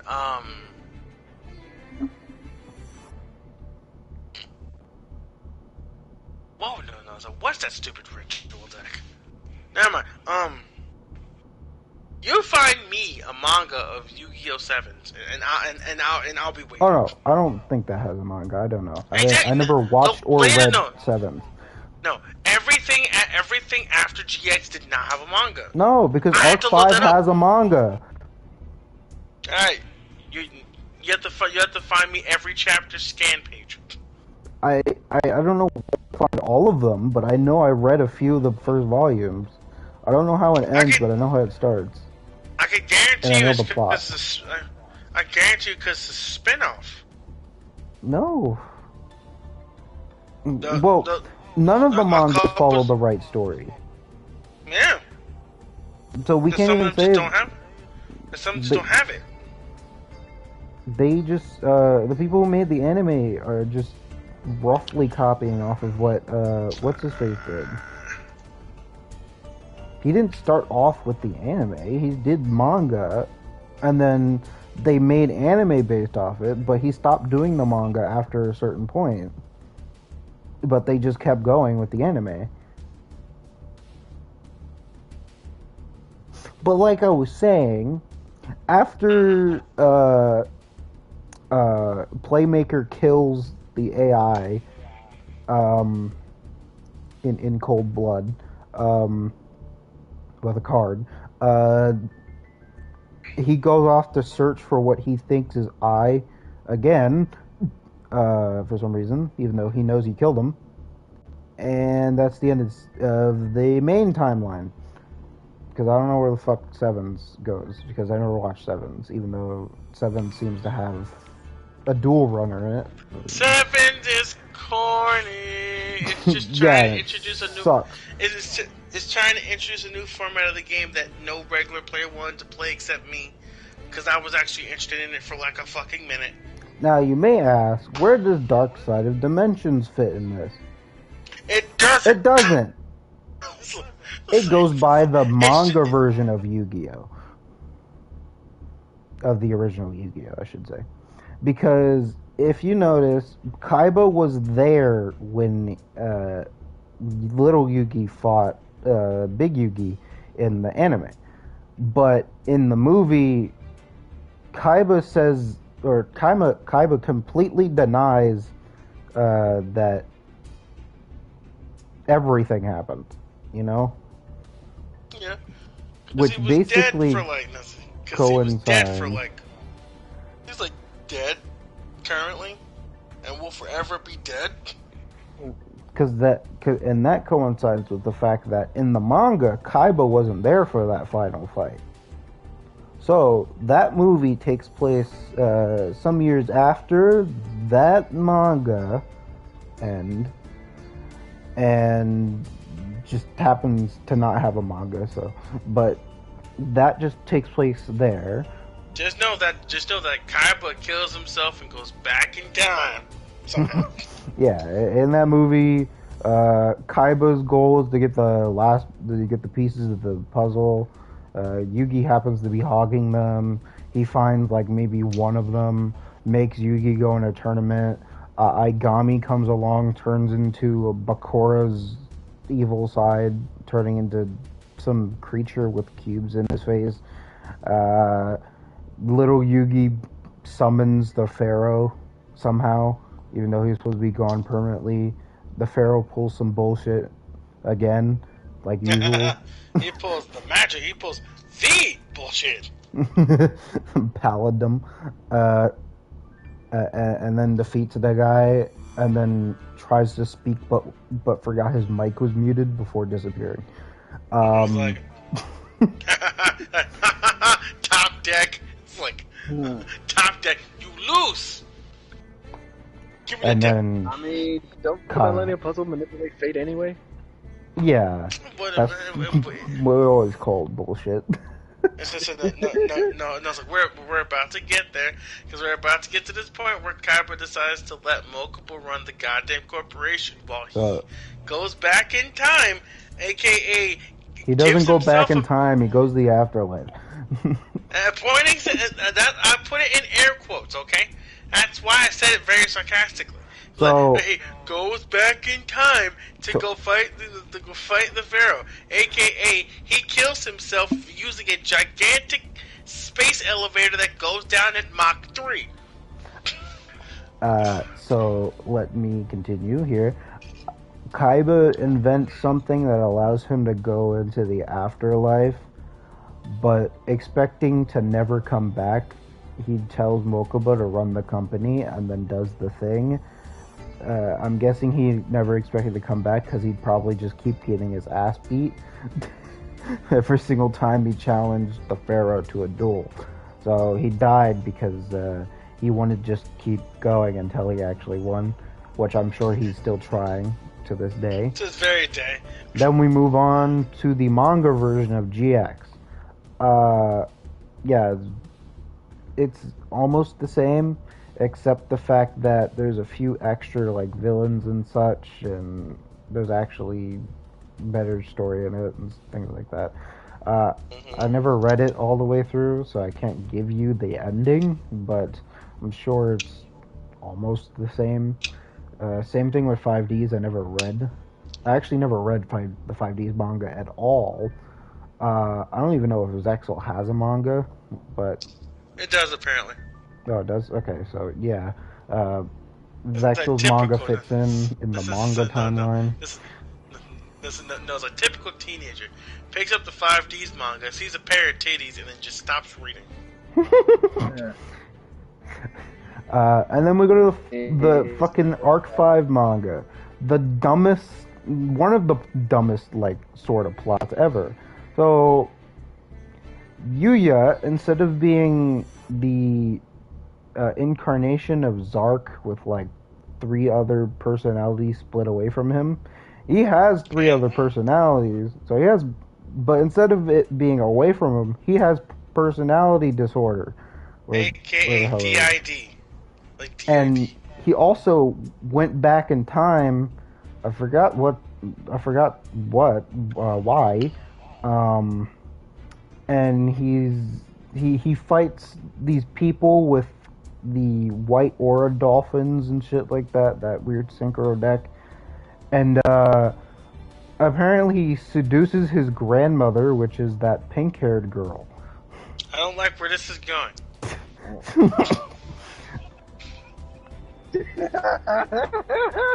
Seduces his grandmother, apparently. I'm like, I don't like where this is going. All I heard was seduce own grandmother. I was like, what the fuck? Hold on. I don't know how the thing ends, but all we know somehow Yuya's born. That's the end of the manga timeline. I'm kidding. Link Brands doesn't have a manga. No, I'm kidding. It's just a joke. I'm pretty sure he doesn't smash his grandma. He's not Philip J. Fry. He's not his own grandpa. I don't know.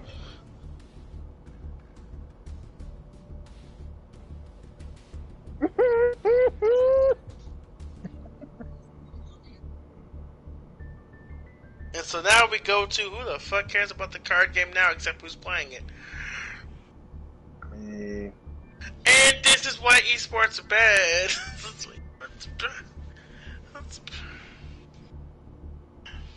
So, ladies and gentlemen, it's been confirmed. We actually managed to go one conversation for 2 hours, and yet we managed to get through what's 20 years of a show in literally 30 minutes. Surprisingly.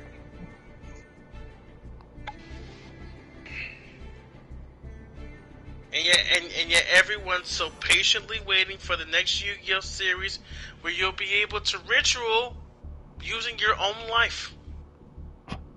You can already do that. Yeah.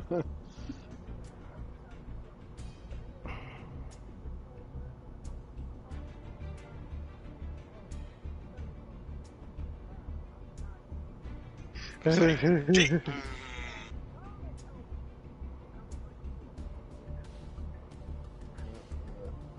like, I gotta go to work and there's a relinquished outside? I may as well call out. Like, it's like, sir, I can't come in today. A relinquished is running the streets right now. I would give this man zero. I would give this man 0 attack and 0 defense. The fuck you want?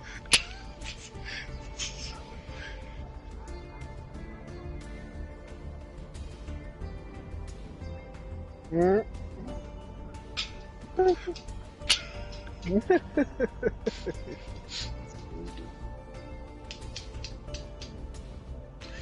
mean, in that world, they're probably gonna call it something else. They're probably gonna call it like speed ritual, or maybe in as fast like fast ritual, or maybe like ritualistic summoning, or like maybe ballistic summoning, where it's like instead of sacrificing monsters, you milk cards. You milk cards until the ether to ritual summon your monster.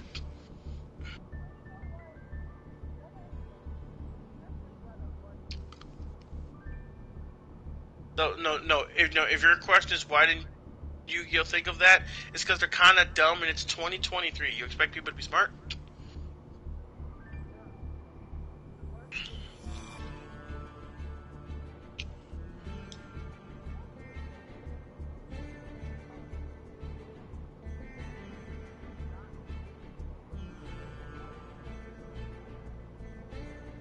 Do you mean the paper or Duel Links?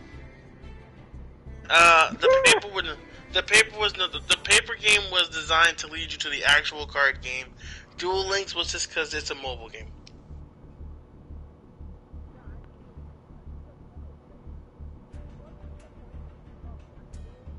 Oh, Rush Duels was supposed to... Okay. Do you Near want pages after Yuzu confesses to Yuya that she loves him, it is revealed that Yuzu is actually Yuya's mother. So he seduced his mom? His own dad? This piece of fuck! He rejects her, and she settles for his dad. Chad move. He's like, hey, screw you, Mom. I rejected you in the past, and that's why I'm born.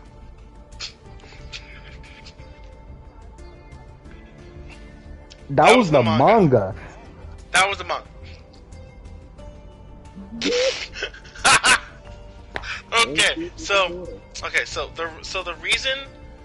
The reason for Rush Duel was because I was gonna ask before Elijah went through. Do you want the speculative reason or the proper reason? Give me the proper reason first.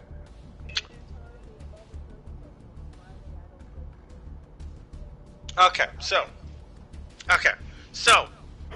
Rush Duel is, and you're not gonna believe me, but I want you to really think about it. A reboot of the Yu-Gi-Oh card game. I thought I already knew that. Yeah, it's a reboot, but it rebooted it to make it faster, as a response to how the original enough. As a response to how fast the original game went now. They looked at how the old game was and saw how quick it went and said, why don't we encourage games to be faster by making the game faster with basic cards? And so Rush Duel is their attempt of making up for the terrible state of the current game that relies box by box by only allowing older decks to get that same feel without being fully broken.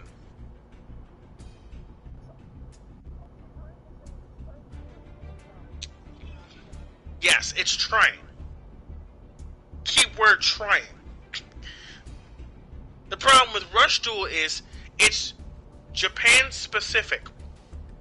So we're never gonna get it at all. 2, the company's probably so all in on it, it's probably still releasing boxes to it to this very day. And 3, I was only mad because this was the first time they actually did full art borderless cards. Yeah. So where And they let the didn't. artists... Well, they did censor the cards. Never mind. They censored some, but they let the artists draw beyond the borders. And it looked beautiful. It's just stupid that they only exist in Japanese. So at one point, I was going to collect those cards because those were interesting. But at some point, I went like, well, I can get them whenever I want. They're not going to go anywhere. Because no American plays Rush Duel except online. And you're never going to see Master Duel make a mode for Rush Duel. It'd be illogical. So they either make Rush Duel its own game, or, just like they did with Duel Links, resort it and put it over there. Well, they actually did kind of give it its own game, and that is called Duel Links. Yeah, but that was Speed Duel, not Rush Duel. No, it's not Speed Duels. Well, if you switch to the Rush thing, it's a different thing. It's Rush, but you have a skill. See, that sounds stupid. It is. Rush does not need skills. It's already a game that's designed to go extremely quick. You're searching your deck 6 million forms at a time. You're already drawing like a massive number, like fucknug. Half of the good traps are basically at 1. All of the older cards are basically at 1 because of the word legend. This reboot ain't doing that great, but it seems to be doing well for the blind public. I just don't see anyone in paper playing Rush Duels. That's what's getting me. I'm looking everywhere, not really, for like Japanese people playing Rush Duels.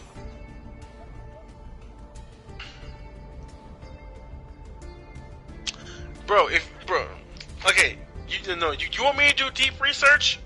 I'm gonna search up on YouTube Rush Duel matches. Also, Derek, the last time they tried to release a new form of the game, internationally, was Cross Duels, and you know how that went. I thought Cross Duel was like a whole different set of system.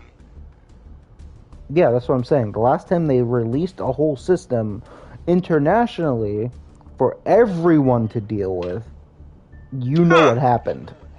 So I'm sure they don't want to release Rush Duels to our side of the plays, because then suddenly Japanese, the people who are still buying that's over there. But them printing it for us will probably be a waste of money, because they gotta pay to get censored, even though some of them are already censored, but they gotta censor it more because and the boxes will cost 2 times the price of a regular Yu-Gi-Oh box because of all the shipping. No, it would be the same. It's Are just you sure? Yeah, it's just they won't make as much money because not that many people are going to be too keen on the idea of Rush Duels when they're only ever playing Master. Then why the hell are people doing Speed Duels in paper? What type of lowlifes? Because Speed Duels is still just Master. Well, it has Master cards and it has a skill to it, but it's like, I don't know how to explain it. But what happened, Danny? Alright, man. Have a good night. Thanks for being at the conversation, bro. Hey, no problem. But I want you to think about it like this.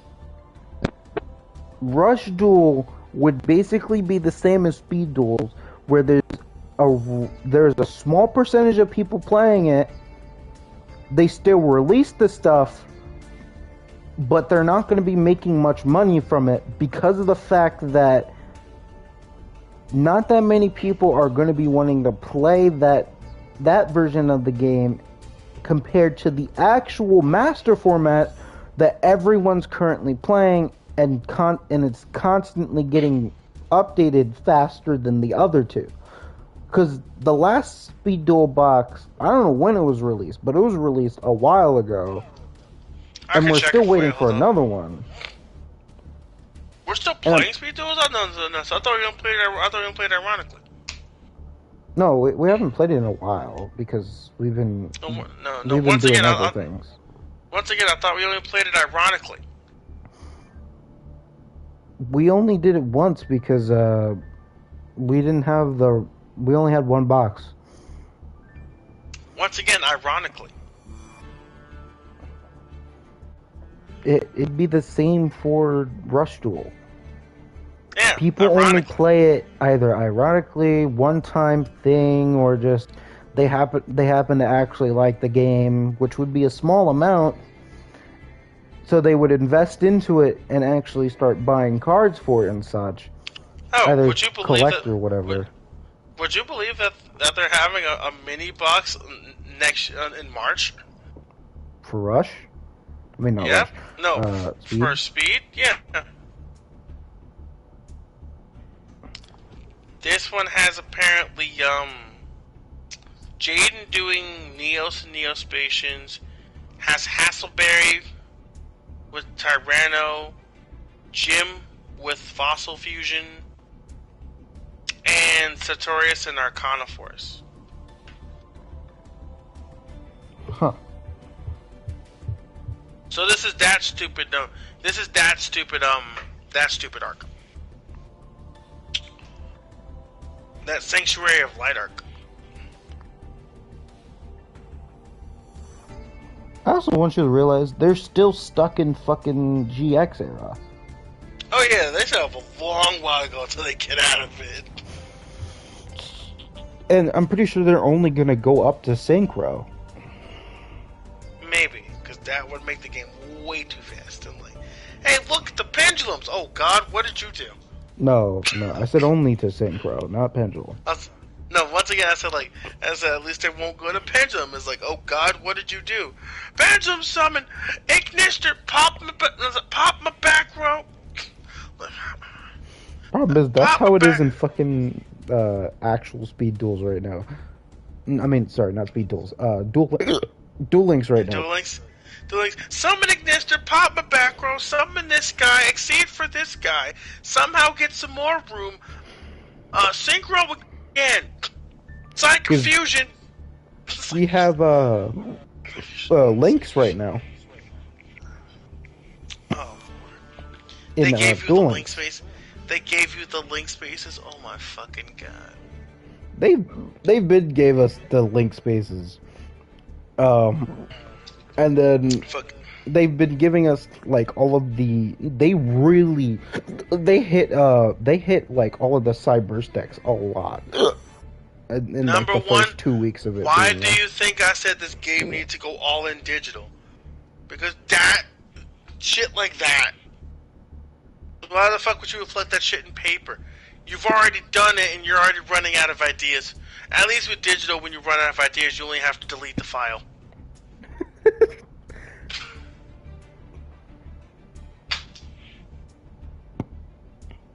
But yeah, after the Kaiba Cup, when Lynx came out, oh my God, Salamangreat got hit hard as hell. Oh yeah, I know that. The Code Talker got hit a bit. Duh, half the cyber stacks need to be hit. But Code Talker didn't have any the really good stuff yet. Yeah, like the Link one you have in Master Duel. Yeah. What Link one? That weird stepping stone thing that they have for No, I don't mean that. The only way you get like some of the good Code Talkers is by using his skill, which you only get access to when he's on low health. Yeah, someone has hiccups. Me. No. I was gonna say someone has the hiccups. I've had hiccups like 3 times this night. That means you're either breathing too fast or drinking too quickly. I haven't had anything to drink except water and Sprite like an hour ago. So something. So it was definitely just the air that went through. Alright. So, besides this, we've already talked about how fighting games aren't esports. We've already talked about free to play fighting games as much as we could. Except that Chris is here, so I would have the ability to talk to someone about it, but I have to do that on a different stream when Chris is here most of the time. Oh,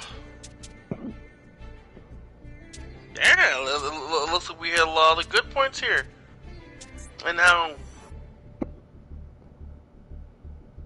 basically how American society sucks for esports, and you're better off going across the sea to go do that.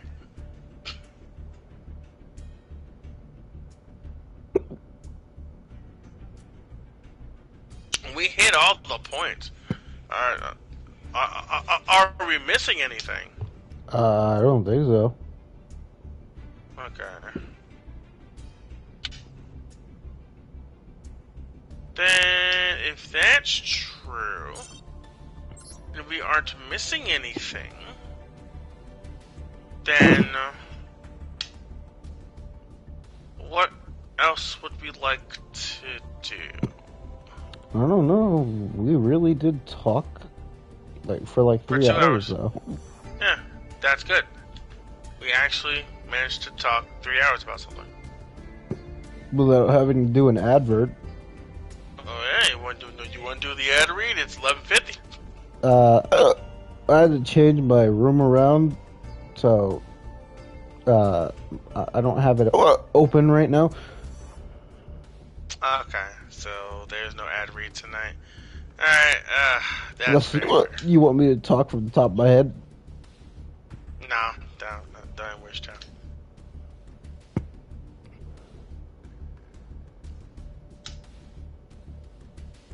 But don't I own this goddamn jack? Oh shit. I don't own Supreme King? Oh, that's stupid. That's good.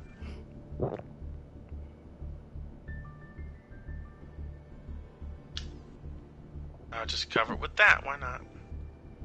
So, does that mean we're done for the night? We could do one game. I mean, cause there's no point I was doing another. There's no point I was doing another game unless we're gonna load in another game. I mean, there's nothing else for us to talk about. I think we're done for the night. It's 11:51 unless you want me to wrap up some stuffs we did. Cause I can't wrap up fighting game. I can't wrap up free to play fighting games because I didn't have someone to talk to about it. So that's kind of still there. So you want a lightning round, maybe 2, real quick.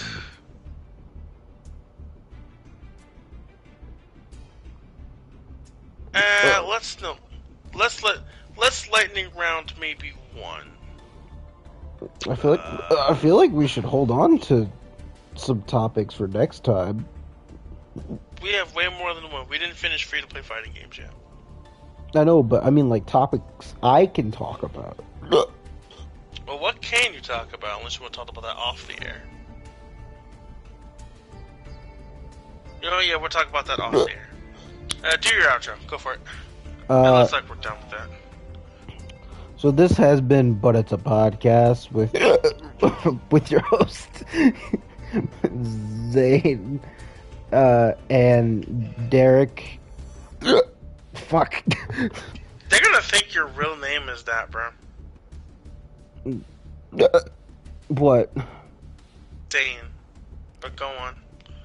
I mean, I refer to myself as Zane in my solo streams.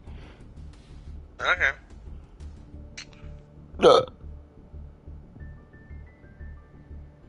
Plus, you call me Elijah anyways. I usually do. It doesn't really matter to me either way, but... Yeah, this has been But It's a Podcast with your host. I guess I'll keep with my YouTube name, Zane and Derek. Next time we'll be playing Eyes of Heaven. That tomorrow? Yeah. Okay. So tomorrow, people, just be aware. It may not be, but We'd be if focusing it on is, that? we need to focus on Eyes of Heaven. Okay, I guess not. Why would we focus on that game? You make a great point here. If we don't have to focus on Blaz Blue, what would make us focus on that? Okay, true. Okay. Good point. Alright. See you all next in the next stream. Hopefully I won't die of hiccups by then. He assumes. Bye-bye, and if I don't see you again, Happy New Year! Oh, fuck.